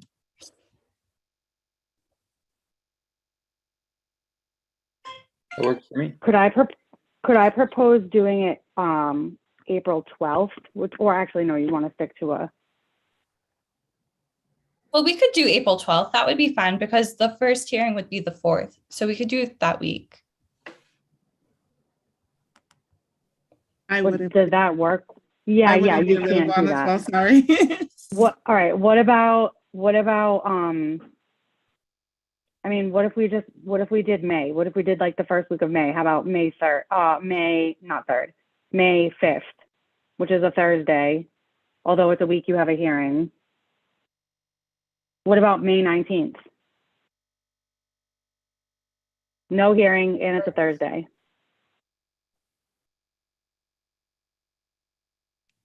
Were you still thinking 6:30? Well, we can change the times, but we could do 5 or 5:30 as well. It's up to you guys if that works with you. If we did an earlier time, I could do that day. The 19th? Yeah. Okay. In terms of the time between this meeting and that meeting, does that work for everybody? And additionally, I'm a little confused. So the issue for April the 19th was, Jillian, you didn't have that night free? I'm actually on vacation that whole week, the 18th to the 22nd. I mean, if that works for everyone, I can see if another attorney in my office can handle the meeting, but I'm going to be away that week.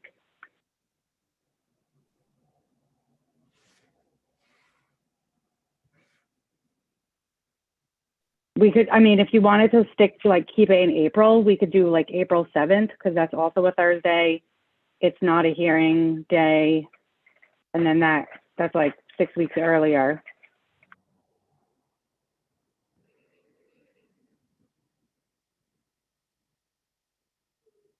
So I see a lot of nods for the 7th, but the 7th is a hearing date.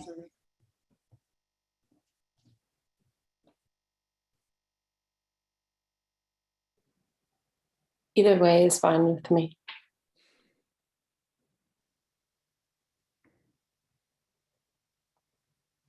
Do we want to vote for the 7th? Yeah, like, motion to make the 7th our next organizational meeting date. All right, Tori. Second motion. Awesome. Cool. And that's at 6:30? Seconded that, I'm sorry. Oh, sorry, Bernadette seconded that. It could be at 6:30, it can be earlier. It's up to you guys, really. I work till 6, so 6:30 is good for me. Bernadette, does it for you? Yeah, I can do 6:30. Okay, so April 7th at 6:30. Can we choose to do it on Zoom even if it's not under the order? No. Okay. No, if it would be great if we could. I mean, I prefer doing them this way. I think it's a lot easier for people. But if the executive order expires and it is not renewed, then we have to do them in person. And we can also hold meetings separate from that, right? Just as a group, an informal meeting? So no, if you are, hearings are different because they fall under like the family court, rules of like, it's more of a court hearing. So it's not a subject to open meetings. But if a quorum of the board is meeting to discuss board business in an organizational manner, such as like process is or any of the things that we're sort of discussing tonight, then it is subject to the Open Meetings Act, and you have to do it in an open meeting. You also have to be careful of a rolling quorum. So I believe you have 8 members. So a quorum would be 5. If 3 of you got together or 4 of you got together, and it's less, so that would be less than a quorum. But one of the 4 of you goes and talks to a 5th member, then you've created a quorum outside of an open meeting, which is also a violation of open meetings. So no, which is, I know, frustrating, but you wouldn't be able to talk about board business outside of an open meeting unless it's a hearing. That's helpful. Thanks. However, we can call another meeting and we can call another organizational meeting if it's necessary. Yeah, you guys don't, I mean, if issues are coming up and you think it's important to have a meeting before April 7th, then we just schedule a meeting.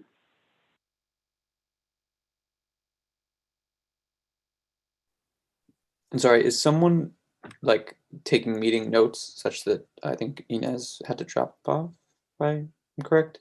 Oh, I'm kind of filling her in, which I don't know if that violates what you just said, Jillian, but I was just confirming dates with her. So she's available on the 31st and not the 7th. And then she's double checking on the April 7th.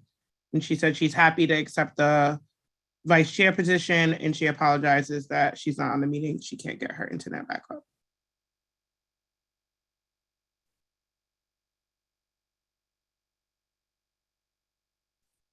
Okay, so I believe our discussion has commenced. Yeah. On to item number 3. Presentation from DCYF relative to the data sharing agreement.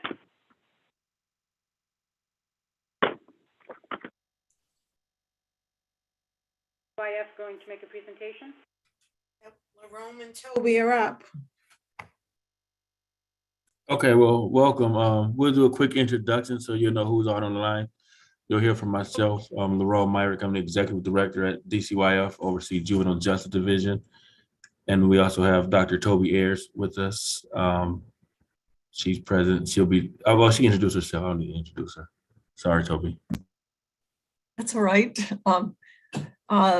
I'm Toby Ayers. I'm the Executive Director of Rhode Island for Community and Justice. We have worked with the juvenile hearing boards across the state over the last decade, and our role has been to bring people together to share best practices, to arrange for trainings, and to help provide resources for the boards to be able to do the work that they're doing more effectively.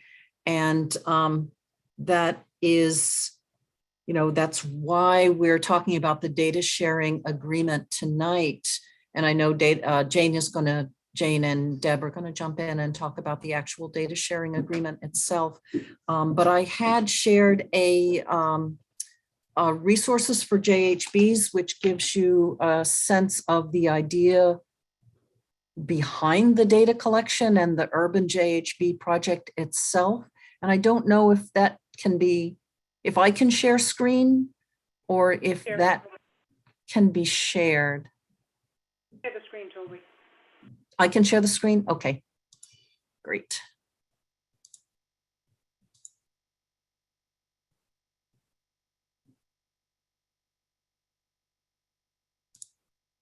So the idea of the DCYF Urban Pilot Project is that juvenile hearing boards have been across the state pretty resource starved for most of their 30+ year lives in the state. They do enormously important work, but they don't have enough resources. And so one of the things that DCYF has committed to is to provide at least, the most important resources and some sort of moderate additional resources to make life easier for the Juvenile Hearing Board. So this is just an outline of what the DCYF Urban Pilot Project is providing to the Providence Juvenile Hearing Board.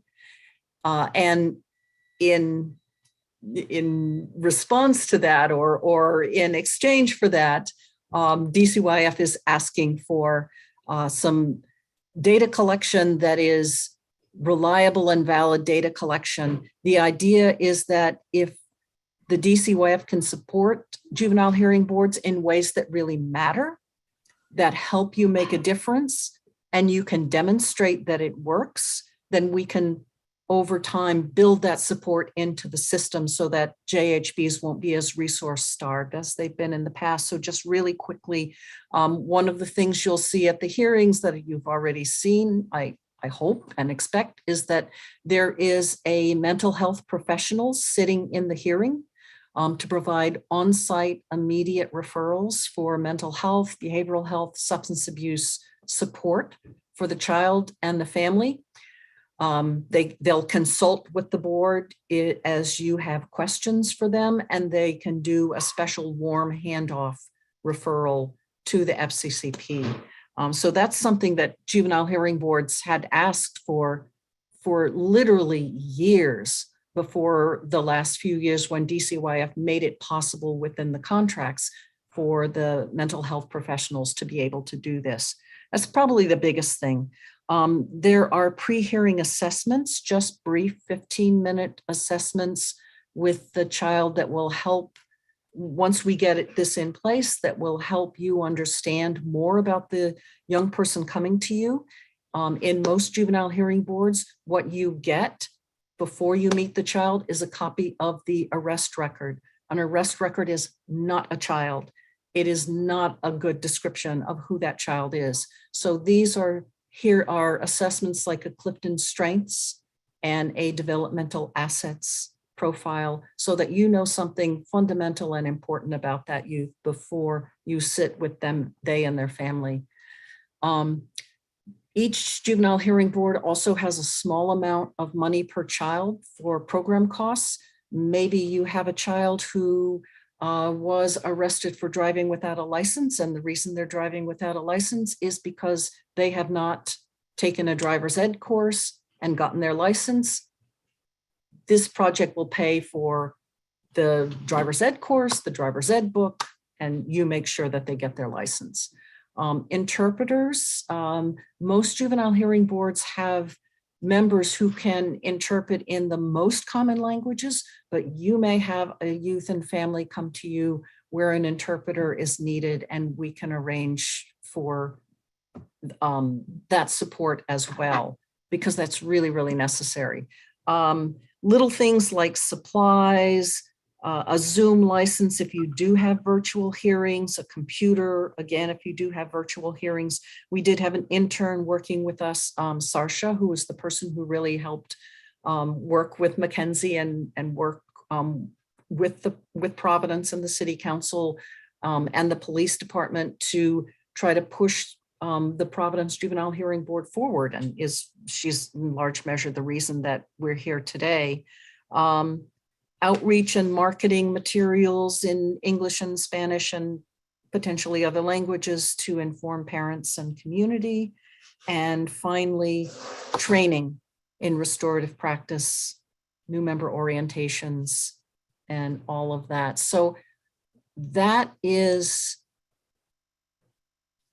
what the Urban JHB Pilot Partnership Project provides to the Juvenile Hearing Board. And as I said, it's not huge. It's a $10,000 contract per year across 3 juvenile hearing boards on RICJ.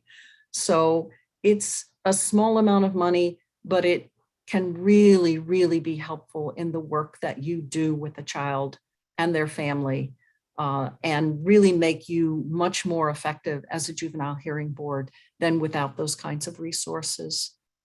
So that's, and then of course, as I said, the reason why DCYF is focused on data and really trying to get a sense of, does this make a difference, is that if we can argue for these kinds of resources to be provided across the state in greater proportion, with that data, we can argue for more support for the juvenile hearing boards and permanent support for the juvenile hearing boards. think, Lerome, did you want to add to that? Not really, but since I'm on the spot, I'll just say one more thing. We asked you to agree with, take a look at the data sharing agreement, and hopefully you vote on the affirmative of the data sharing agreement, because it's important. It allows us to have more than just anecdotal evidence, because we always say like, hey, hearing boards work, but the data sharing agreements let us drill down into the specific to find out how is it really working, or to also let us know like, hey, this is what we need to improve. I always say we need to inspect what we expect. You know, we want our outcomes to be well, and we want to continue to support this. So that's the importance of the data sharing agreement. We do have the authors of our data sharing agreement, one of our epidemiologists and our deputy director, Deb Buffy. I think they're going to talk a little bit about what's in there, if I'm not mistaken. So I'll turn it over to them if that's okay, Chair. Thank you, Lerome. I'm going to jump in and then I will turn it to Jane to get specific with the data, but I'm going to back up a little bit. As Lerome mentioned, he's our executive director, juvenile justice, youth development, and Can you just state your name and your title before you? yes. Again, I'm Deb Buffy. As Lerome mentioned, I'm the acting deputy director and associate director at DCYF, and it's my privilege to be there. But under Lerome's leadership, and of course, Toby has been our partner, prevention is the key for us at DCYF, right? So 4 or 5 years ago, we had a director come in, and we have Family First Prevention Act, federal law. The idea of putting more investments, as Toby and Lerome described, into the hearing boards is all about prevention. How can we figure out to help these kids and identify them more quickly and get them what they need? And we really think the Juvenile Hearing Board is a great way to help kids, right? So the idea is prevention before kids get into more trouble or further down the line. So the data sharing, we're very excited about this initiative. And as Toby and Lerome explained, we have grant dollars. So we put the grant dollars into the contract that we have with Toby, Rhode Island Community for Justice. And that's how the funds will be disseminated. The data sharing, Jane will talk a little bit more about it. It's a legal agreement because naturally, juvenile, all these issues, as you guys know so well, are confidential. And we take that very seriously. By law, these are all minors. So all of this information is their private information. It's very confidential. As part of sharing the data, we have releases that the families would sign. So they would knowingly understand that the information Jane's going to talk about, they will understand that it will be shared. And as Toby and Lerome explained, and Jane will talk a little bit more about it, the exciting piece is the reason why we want the data is to just see the outcomes. Are the juvenile hearing boards helping, giving the kids resources, et cetera, to keep them out of trouble, basically, to help them right in the beginning, their first time, their first experience with the law. How can we help them and do better for them down the road? So that's just the general idea behind it. We're excited about it at DCYF, and Toby and Lerome explained it's not that much money, but you know what? If we can prove through all the work that Jane does when she gathers the data from you guys that we're being successful as a team, DCYF and our community partners, the City of Providence, the Hearing Board, then who knows, additional grant funds may flow.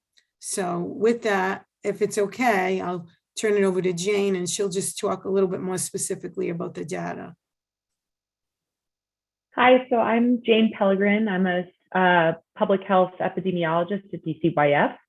So my background is in public health analytics. I know a lot of you in the COVID world now, everybody knows what an epidemiologist is. So does X cause Y? That's my role. And in the context of DCYF and being here, I straddle two department areas, which are juvenile justice in the state of Rhode Island, as well as the Family Community Care Partnerships, which Toby touched on earlier, who are your representatives for mental health services that Toby spoke about. Some of you may have met them if they've come to meetings in the past. So with that, that's where my kind of intersection of my skill set comes in. And everybody really covered the whole program here. And I believe all of you have a copy of the data sharing agreement, which I know is a lot of legal jargon. But essentially here, as Deb mentioned, prevention is what we're really interested in with this project. And we would like to be able to collect identifiable information to understand the outcomes of this board. I see my Providence police colleagues on the line as well. And just to kind of circle out the whole process, it's our policy in the Department of Performance Improvement, which is where the epidemiologists sit at DCYS. It's our policy in the many years that we have lots of different data sharing agreements with various groups. So we have policies and practices that keep people's information private. And we like to share those results with the folks that have helped us gather that data. So in the context of here, it would be the Providence Police and the Providence Juvenile Hearing Board for you guys to review the aggregate summary results of a data brief that we would put together before it was shared anywhere else to get, I like to think of it as a temperature check, a gut check. Does that look right? Is that what you guys are seeing and feeling? We can talk about it and edit. So we like this to be a collaborative process. As Deb mentioned, and I'll defer to her on all sorts of legal arrangements, but there, again, as I mentioned, there are a lot of legal steps, the data sharing agreement being one of them, in order to explicitly protect youth privacy. This is obviously very sensitive information and also very sensitive times in a juvenile's life, and we at DCYF certainly understand that. Again, I'm here to speak mostly for the kind of research and evaluation aspect of it rather than kind of the programmatic piece, but I'm happy to answer any other questions, but I'll keep it brief. Thanks. So I think that the city, and as Jane mentioned, it looks like the Providence Police are here. I think the city of Providence, what I could gather, as a whole, we actually sat with the policy people in the city administration. I can't recall the person's name, but there's been a lot of consideration that has gone into this before coming before all of you. So I think folks are really looking to you guys to say, do you think this is a worthwhile project? And does it have your blessing, basically? And then the legal folks will figure out how to sign it and put it into effect. But just to emphasize, there is a lot of legal mumbo jumbo in the agreement, but it's pretty standard in terms of data sharing. We do a lot of data sharing. We take it very seriously. We take people's privacies very seriously. And there's a lot of legal stuff in there about how we have to keep the data secure, what happens if there's a breach, et cetera, et cetera. And it's a pretty lengthy document. And I think, Jillian, I don't know if you're familiar with the document, but I think this has been out there for a while. We've been looking forward to this culmination, this resolution for a while. So I do think it was vetted with legal. I don't want to, it's been a long time, so I don't want to misspeak. We certainly are happy to let any lawyers look at it. I kind of think that may have happened. Jane, do you know? There was definitely sharing of the agreement to a few names. I think it's changed hands a couple of times, but someone, as Deb mentioned, in the kind of policy legal space. So to the newer members kind of just on the board, as mentioned, this isn't, my understanding, this is really, as Deb mentioned, like a blessing and understanding of intent here. But I don't want to speak for the policies of the board either and what the votes mean or where they hang their legal hats. But yes, this has been out for quite some time. We wrote it quite some time ago. So I believe that folks in the kind of city council, big capital P Providence group have taken a look at it. And again, if the only other thing I'll say, because I also said this to my Providence police colleagues, that this is set up, the idea that if these go forward, the idea is just to not make anything more challenging or create work. And this is supposed to be helpful, that if we all agree to this, that kind of the front load work that my group has done would help all of you who are organizing and keeping track of youth kind of streamline that process for you. So it would be kind of a double dip of ease for both you guys, as well as helping to track the outcomes for the future. Yeah, so with that, I think that we all do definitely, if we can answer any other questions, we'd be happy to. But from here, I'm not sure, Mackenzie, what your plan is for anything else, or fielding questions, or what we can do to help, or if others have other things to chime in.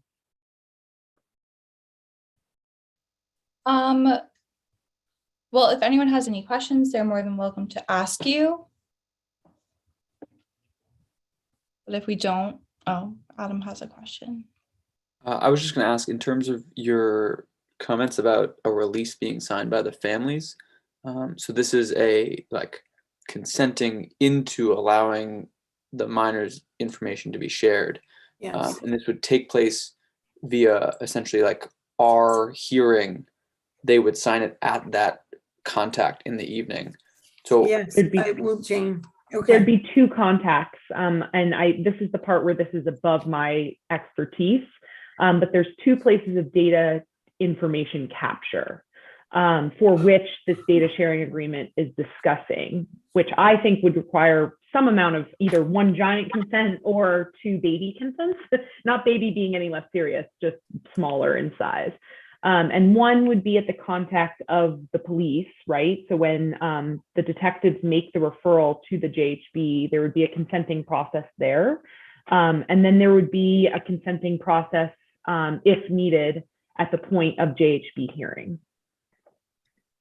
Okay, and so to that point, I guess, in hearing you talk about it, it was sort of, I don't know, I imagine there's been discussion about this previously, but it's tough for me to imagine sort of at the first point of contact where police are involved, or at a hearing where youth are basically receiving what we are currently terming sanctions, that is sort of a consenting process, in that there is no sort of external pressure to accept this, or potentially to create, as you were just saying, an increased threshold or barrier to someone wanting to go through the route of the JHB. Right, exactly. Everything that once the detective determines that a youth is appropriate for this, everything has to be volunteered. So the youth has to agree to it, as does the youth parents. And once they say yes, and then we start the process of what Toby talked about with the Clifton Strengths find the assessments, and that's why. Yeah, and Adam, and I'll just add to Lerone. Yeah, that's a great point. So, with so many of these releases, it's all about how it's explained to the youth and the family. So hopefully, the police department, who really care about these kids and they want to make sure they're going to a right path, and they have the opportunity of the juvenile hearing board. It's all about explaining it in a proper way, in a good way, in a comprehensive way. So I think part of your point is how voluntary is it if, the youth is like, okay, juvenile hearing board or family court or something like that. It's, it's all about how it's explained. I mean, this truly is the opportunity to look at that youth and see if the hearing board process, in addition to whatever services come to be as a result of the hearing board process, did it make a difference in that child's life? I mean, that really is what this is all about. So, it's all about if people understand it, and if people kind of take the time to explain it so that people feel comfortable with it. So I think that's a good point, Adam, but our hope is that that people really see a bigger picture and understand that this information will be used in an extremely confidential, productive manner.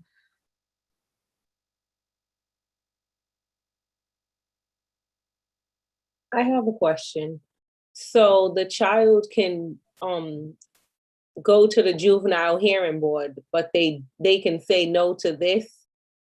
Or does it like go together? If you say yes to that, you have to say yes to this. This is the juvenile hearing board, so that's where the kid is going to. So when a kid does this child, let's say little Johnny does his behavior, and then the detective is faced with, what am I going to do with this kid? I'm going to do nothing, or am I going to do something? So if the detective said nothing, obviously nothing going to happen.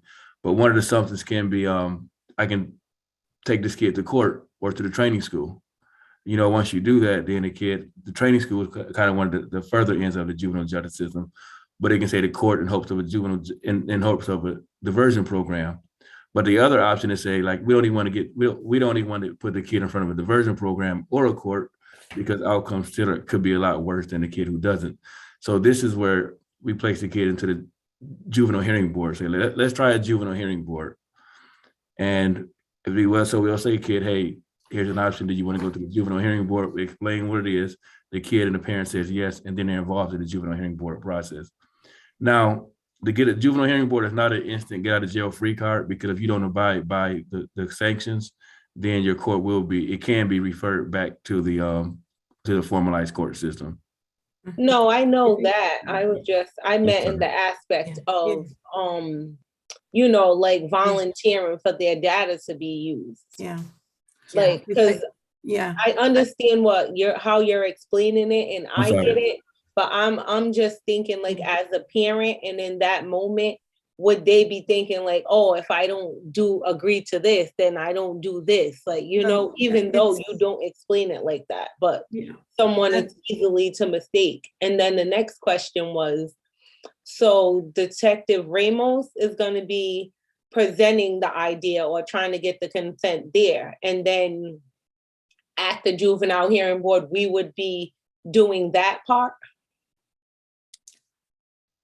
I think Jane explained that the police department initially will be the one to discuss and explain that information will be shared. But I think, Taikwa, if I'm saying your name correctly, I think the other part of your question was if a child in a family doesn't sign the release of the exchange of information, does that impact the police department recommendation that they go before in addition to what Larome has explained? We can't, we didn't really think that through, but I do not think we can obligate a family to sign this particular form. They have a legal right to participate, with the Providence police. They have a right to go the route of the juvenile hearing board, regardless of whether or not they agree to allow their information to be shared. Toby, Larome, Jane. I see Detective Ramos's hand went up when we were talking about consenting. So I don't know if that's what you were talking about, Detective Ramos. Yeah, I just want to let you guys know that's not set in stone that I'm going to be the one explaining that the whole DCYF data agreement. So I just want to make sure that everybody's on the same page. That's still being discussed. But that's not my role, is to explain that. Yeah. I do explain the juvenile hearing board though. I should rephrase when I say points of consent, kind of circling to Adam's kind of original kind of nuts and bolts of where things happen on the timeline. What I want to speak to, and this kind of just as kind of like the overarching point, is that there's basically 2 points of contact with the youth, right after the arrest, that they're coming through the system. One would be with Detective Ramos when they're coming into the police office and arrest. And then there's another point of contact when they're with you at the juvenile hearing board. Both have data points that are important when we're thinking about prevention and assessment for outcomes. How that consenting process happens, as Detective Brian Ramos pointed out, is still being worked out. And to Deb Buffy's point about the place for what happens when a child says, sure, I'm down for the juvenile hearing board, but I'm not giving my data to anybody. Kind of how does that happen? And it shouldn't preclude them from joining into the JHB. But but it would be something that we would want to think through in terms of that script, whoever's doing that conversation, to kind of explain what's going on. Now, of course, someone still is allowed to say no, thank you. But we do have a lot of experience with kind of voluntary information that we're legally obliged to tell families that DCYF's involved, right? You got to. There's no way around that. And we have other programs, the FCCP being one of them, where we're very familiar being in the community and kind of helping work that out. So that's a top of mind for us as well. To not force or push someone towards that, but to explain and to really kind of let them know, especially given that DCYF is not in this place your heavy hand government agency, as it can often be. So just to let everybody know that. And if I could add to that, I think even if as Deb Bovey said, even if the Child and Family says, no, we don't want this information to be shared, two things will happen. I mean, one, you as a juvenile hearing board are going to be keeping information on that child anyway. You have to. You need their name. You need what's happened in the JHB. It's just that information won't be shared with DCYF. It remains, and you'll have to figure out some way of indicating which youth, get shared and which youth don't, and set up that system.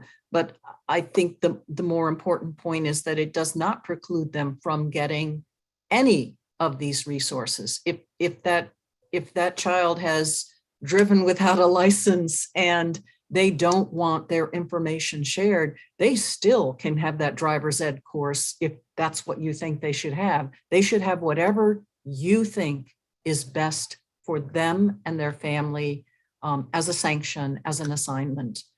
And it shouldn't matter at all whether they've chosen to share their data or not. Absolutely. We just hope most of them will. Absolutely. Lerome and Jane, can you give the board just a couple of examples of the research, the data that we look at recidivism, and we share information with corrections, and just a little example so folks know it's really could be a very good thing, and understanding what resources really help kids. Sure. So I can speak to that, and I don't know if there's a chat function in these hearing. There's not. Well, I can share with Mackenzie and others so that you guys can have the link to the DCYF, shameless plug for the DCYF data and evaluation section of our website. So you can really dive deep if you want to, but I'll save you the trouble. What we do often is we have obviously a lot of data in the state. The beauty of being a centralized system is that we have a social work system that encompasses both our child protective services, kind of traditional CPS roles at DCYF and FSU, kind of caseworker work, all the way through to juvenile justice, as well as child and behavioral health. And then again, with the FCCPs, which is a separate entity funded by, essentially for all intents and purposes, kind of managed and helped be funded, partially funded, et cetera, through DCYF, but in a separate data system. So oftentimes, one of the ones that come to mind that Deb discussed is we look at recidivism analyses on an annual basis. So we take adjudications of youth of 3 years prior, and we get their adjudication date, and we go through a series of analyses to then basically watch to see, up to watch is passive, right? So they get adjudicated in the past, and then follow them through till up to 3 years later to see if they reoffended, readjudicated. So we're charged and formally charged. And that, as you can imagine, if a child first adjudicates when they're 16, 3 years later, they'd be in the adult system. So we have a data sharing agreement similar to one like this, where we request and work with our colleagues at the Department of Corrections to get youth names to then, again, bring those identifiers in to see if an event happened. Once that information comes in and it's linked, the information is destroyed so that the identifiers don't just kind of hang out at DCYF. And that's, again, standard kind of operating procedures for us. When that data is then created and that analysis is done, we circle back with our partners. In this case, it's folks like Lerome and Deb and Director Kevin O'Coin to kind of check in and see what these look like, feedback on different data points we find, the Department of Corrections as well, And then we integrate those and then we upload it and share it with the public and they become public documents, of course, completely aggregate, nobody knows who's who, with the hopes that folks like yourselves, people in policy, people at schools, the police department can kind of look at that and really make change. The other thing I'll say about that is that we can also have kind of more kind of research-based questions. So we might have something that comes up that's like, hey, you know, I wonder if X, Y, or Z, you know, program or policy that was enacted in the state is affecting, you know, ABC. And my team works again with Deb and others to create legal, proper documentation in order to gather those information. But we work often with family court. We work often with our colleagues at the Department of Health, as well as things like the Department of Education or Labor and Training to kind of answer interesting questions that we might have. And then again, circle back and try to use our skill set to be able to then help those colleagues of ours look at outcomes. So it's definitely within our wheelhouse to do this sort of work and to work with all of you and share that feedback so that then things can improve. Yeah, we hope it works out. It's pretty exciting stuff and you guys do great work. So yeah.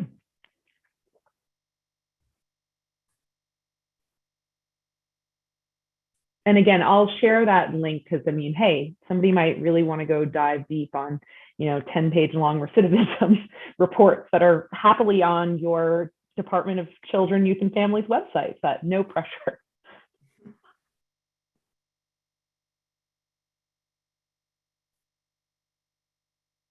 Okay. Jillian, do you have anything to add? Yeah, I do. I have a couple of questions. And so I have looked at the agreement. I'm representing the city from the law department. And I have reviewed the agreement. And I've had some communications with the police department about it. And there are a couple of things that I am curious about that I flagged as things that, in terms of, you know, being an attorney that represents the city, that I would be concerned about. And one of the things that really jumped out at me is that you are actually looking for these individual kids, like names and their addresses. So this isn't just like an overall analysis of, is the program as a whole kind of working? You're actually looking for, you're going to be like following these kids for a number of years after they leave the program. And I know that that's something that at least raised some concerns within the police department and within my office. And I just want to make sure that the board is aware that that is the goal. This isn't like an abstract analysis. This is going to be pinpointed to the kids that are in front of the board. So it's just something to be aware of. That was something that the police department and I discussed as being something that kind of raised a red flag. Can I jump in really quick because you're absolutely right that there's individual level data here and like they're the literal children that are coming before you and the data points are literal people. So 100%. Right. But I didn't get a chance to touch on it. You reminded me that, you know, what we do here and what we're interested in is, you know, when we get that information on a regular basis from, if this goes through, from police, from the board, you know, we can separate out identifiers from each other upon receiving the data. For example, name in one data set, date of birth in another, and each data set would then have a unique identifier that then we could use to merge those back together. And once it's merged, we would eliminate the identifiable information. So just to kind of let you know about the logistics, there are techniques we can do to kind of take even more preventative steps of just keeping people's information separate from one another while still being able to look at outcomes over the long period of time. But yes, we would want to look at the outcome of the JHB board in the context of, you know, long-term outcomes, as you mentioned. Yeah, and Julian, I mean, I'm happy. I'm an attorney, and Sarah Hamilton is a team member. That's right. We're happy to, you know, answer whatever concerns or thoughts that legal has. We just this has been out there this request for this agreement for a long time. So we're happy that it's before the board, and we will all make ourselves available to answer whatever questions you have. Can I just add one piece to Ms. Barker's comments? We also there will be like no identifiable information as a kid. Like I can't find out, me as executive director, I can't go to Jane's shop and say, hey, how's little Johnny Smith doing for 123 Main Street? Like, again, that information is all just aggregate. So it's just to make sure that we're doing what it is that we say we do in this program. So the detectives won't be able to find it out later, or the mayor or governor. It's kind of put into the system and it's just broken down. And the point of that is too, because we may find out the kids from 02908, 02908 are the ones who go on. So we may need to pilot or put more programs in that area, whereas we may find out 17-year-olds are doing this, so that once the epidemiologists do their work, it'll help guide our practice. So it's not about targeting kids or and you didn't say that, I'm not taking that, but it's not about, so we're not targeting folks or looking at folks or they're going to be in some kind of system or anything like that. That's not the case. It's just for that height, so we can like hone in. Our 15-year-olds doing this, our boys doing this, our 02908 doing that, so we can inform ourselves instead of just doing more, so we can do less anecdotal feel-good stuff, but more stuff that's guided by the data. The only thing that I want to just chime in about that, about to Jill's point about risk here, and this is why also that kind of consenting process is important, and it's not just the data sharing agreement, is just that, you know, the data sharing agreement isn't signed with me as Jane Pellegrin, the epidemiologist. It is with DCYF, the department. So although we are all principled, lovely human beings, I think that I just want to point out that it is a valid concern to just be cautious about wanting to send identifiable information to DCYF, hence the epidemiologic kind of clinical approach of separating out identifiers so that nobody stumbles upon linkable information by accident.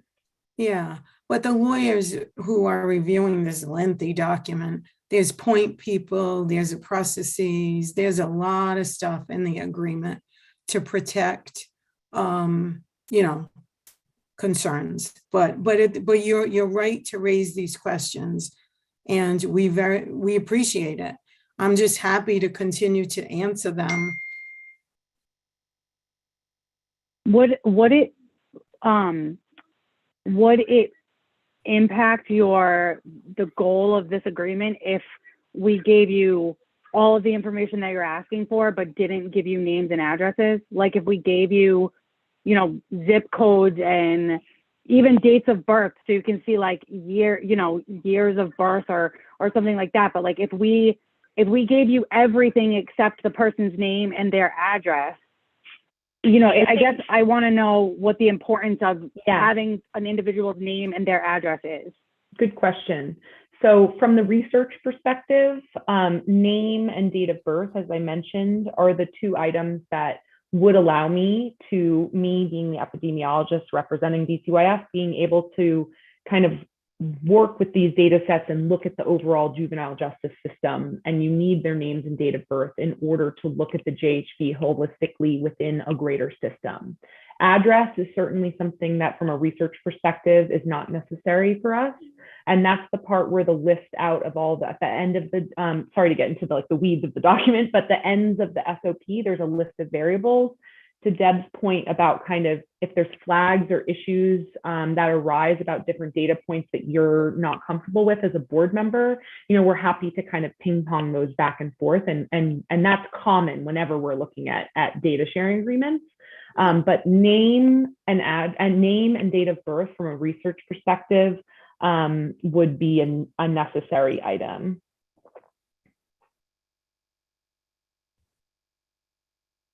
But again, I highlight that we could that we separate things out often and can look at other processes even in more vernacular in the agreement to kind of mitigate those risks.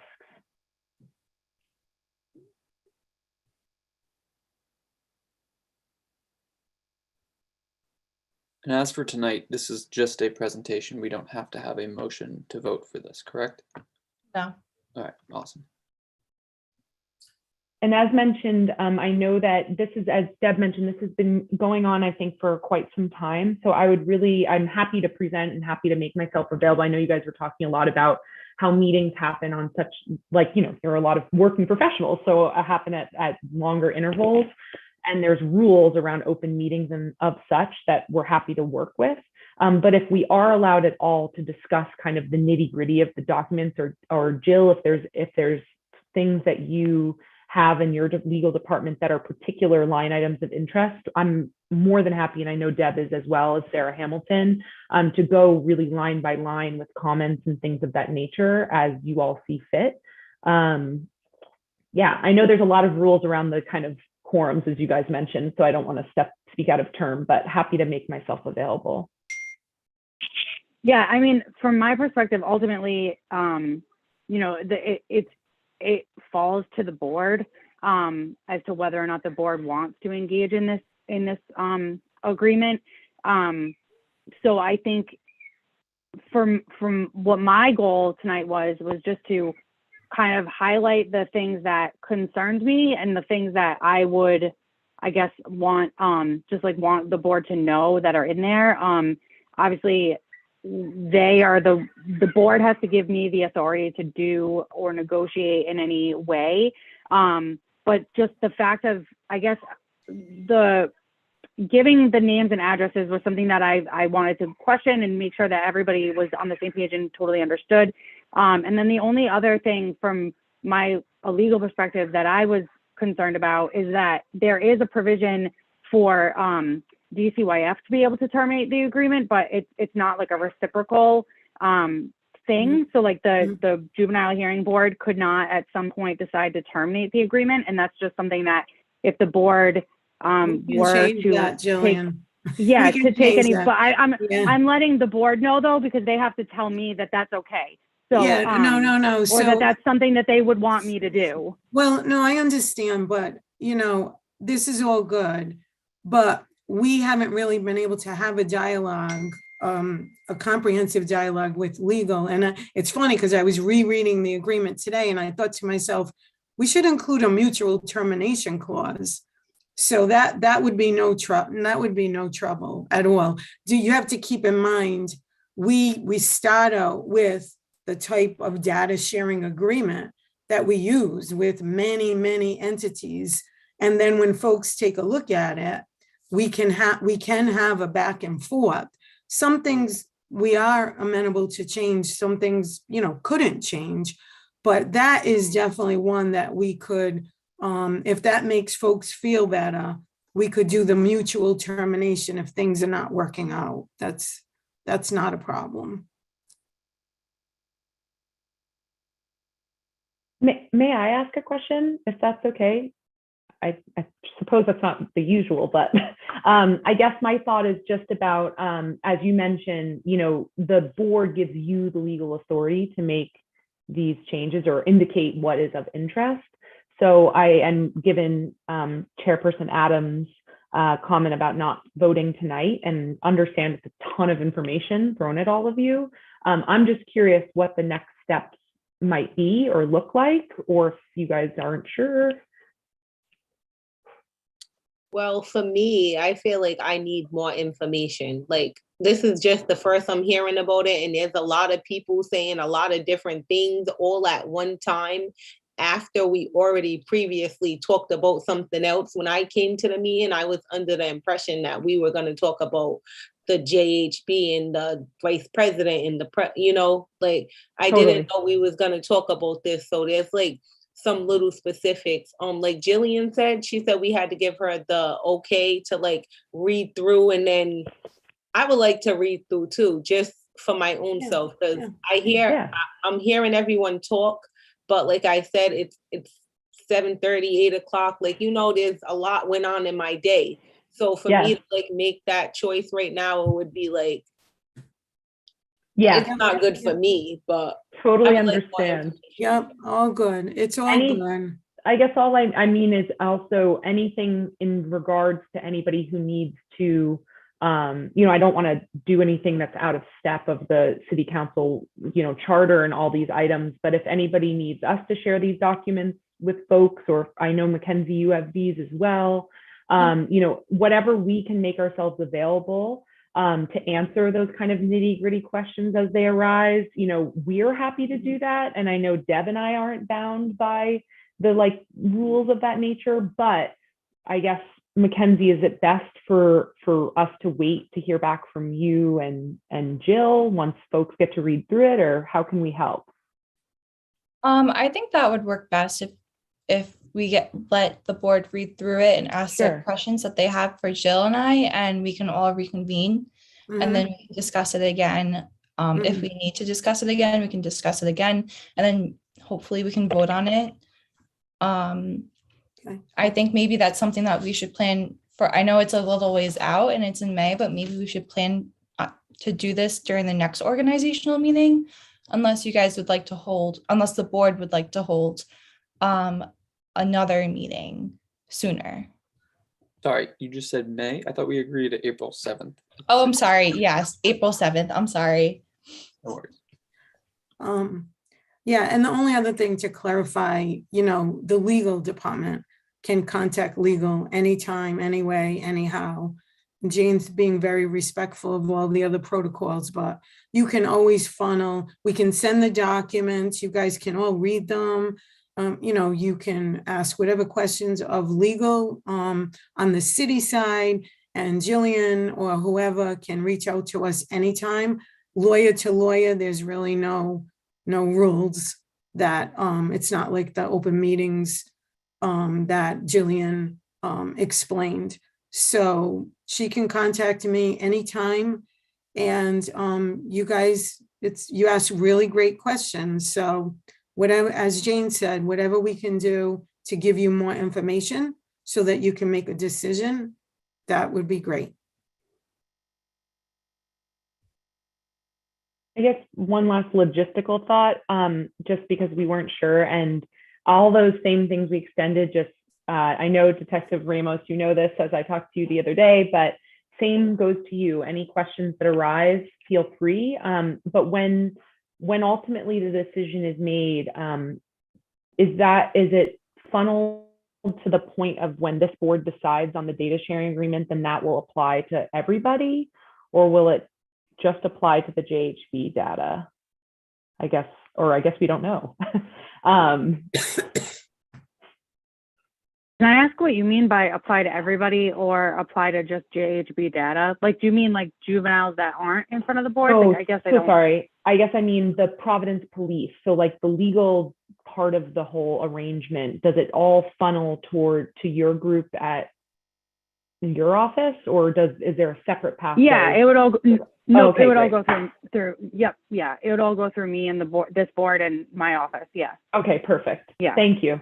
I mean, so I think that it probably makes sense. I know the next item on the agenda is a discussion and a possible vote, which I feel like we're kind of doing both agenda items at the same time. But I think what makes sense is that the board, heard your presentation, they have a copy of the agreement. I think it makes sense to give them some time to look through it, in detail. And then you guys can Mackenzie can share my email address with all of you, and you can all individually, you cannot talk about it amongst yourselves. You have to wait for a meeting to talk about it among you and any other board members. But if you want to look through the agreement and flag anything that you have a question about, you can email me and I can either try to answer it myself, or I can have a conversation with DCYF and try to get an answer so that I can be a resource for all of you. It's just really important that you guys keep in mind that you cannot talk about it together until we're at a meeting. But I think it would be important for all of you to be able to read through it and ask questions. And I'm happy to try to answer as many of the questions as I can so that we can all be on the same page and that you guys are all voting on something that you all understand and that you're all feel comfortable one way or the other. Well, I would say, just for the sake of time, for the sake of stress, I think it would probably make the most sense, to your point, Mackenzie, for us to schedule a time to do this together, because I think it would be a little bit more like confusing to have us read it separately, email separately. Like if we could just schedule a meeting with Jillian, review it together so that we can all kind of brainstorm and bounce the ideas off of one another. And then, with the goal of being able to discuss and vote on this at the next meeting. That would be my recommendation. I don't know how other folks feel. Yeah, and then that sounds perfect to me. I would agree. I think we all need time to read over it, and at least like see it, and then we should be able to ask questions as a group, because I imagine we'll have a lot of similar questions, and it seems like we won't be able to like group email, or else that's a quorum.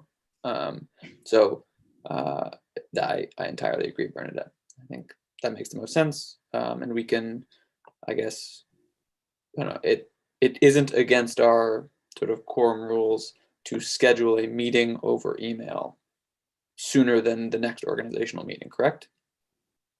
That's correct. You could do that. You can have email communications among yourselves for scheduling purposes only. Okay, awesome. So yeah, are we good to do that? And I guess the next thing on the agenda was to have some motion related to this. So either a motion to postpone. We can just. Yeah. Motion to continue. Yeah. Okay. So somebody just needs to make a motion to continue the fourth agenda item, which is the discussion and vote. I'd like to make the motion to continue this current conversation and for us to schedule offline. I second that. Awesome. Sorry, it was myself, Bernadette, Sherry. I made the motion. And Tikwa seconded it. And thank you all for asking, very good questions. Yes, thank you. It was a pleasure to meet you all. Good luck. Thank you for presenting all that information. Thank you all. Thank you. Thank you. Thank you for the work you're doing. I just need a motion to adjourn before we end the meeting. Oh, yeah. Are you guys all set with us? I'll make the motion. That lady, was that? Elizabeth Oaks. Do I hear a second? Is there a second? I'll second it. All right. Those in favor? Aye. Meeting is adjourned. Thank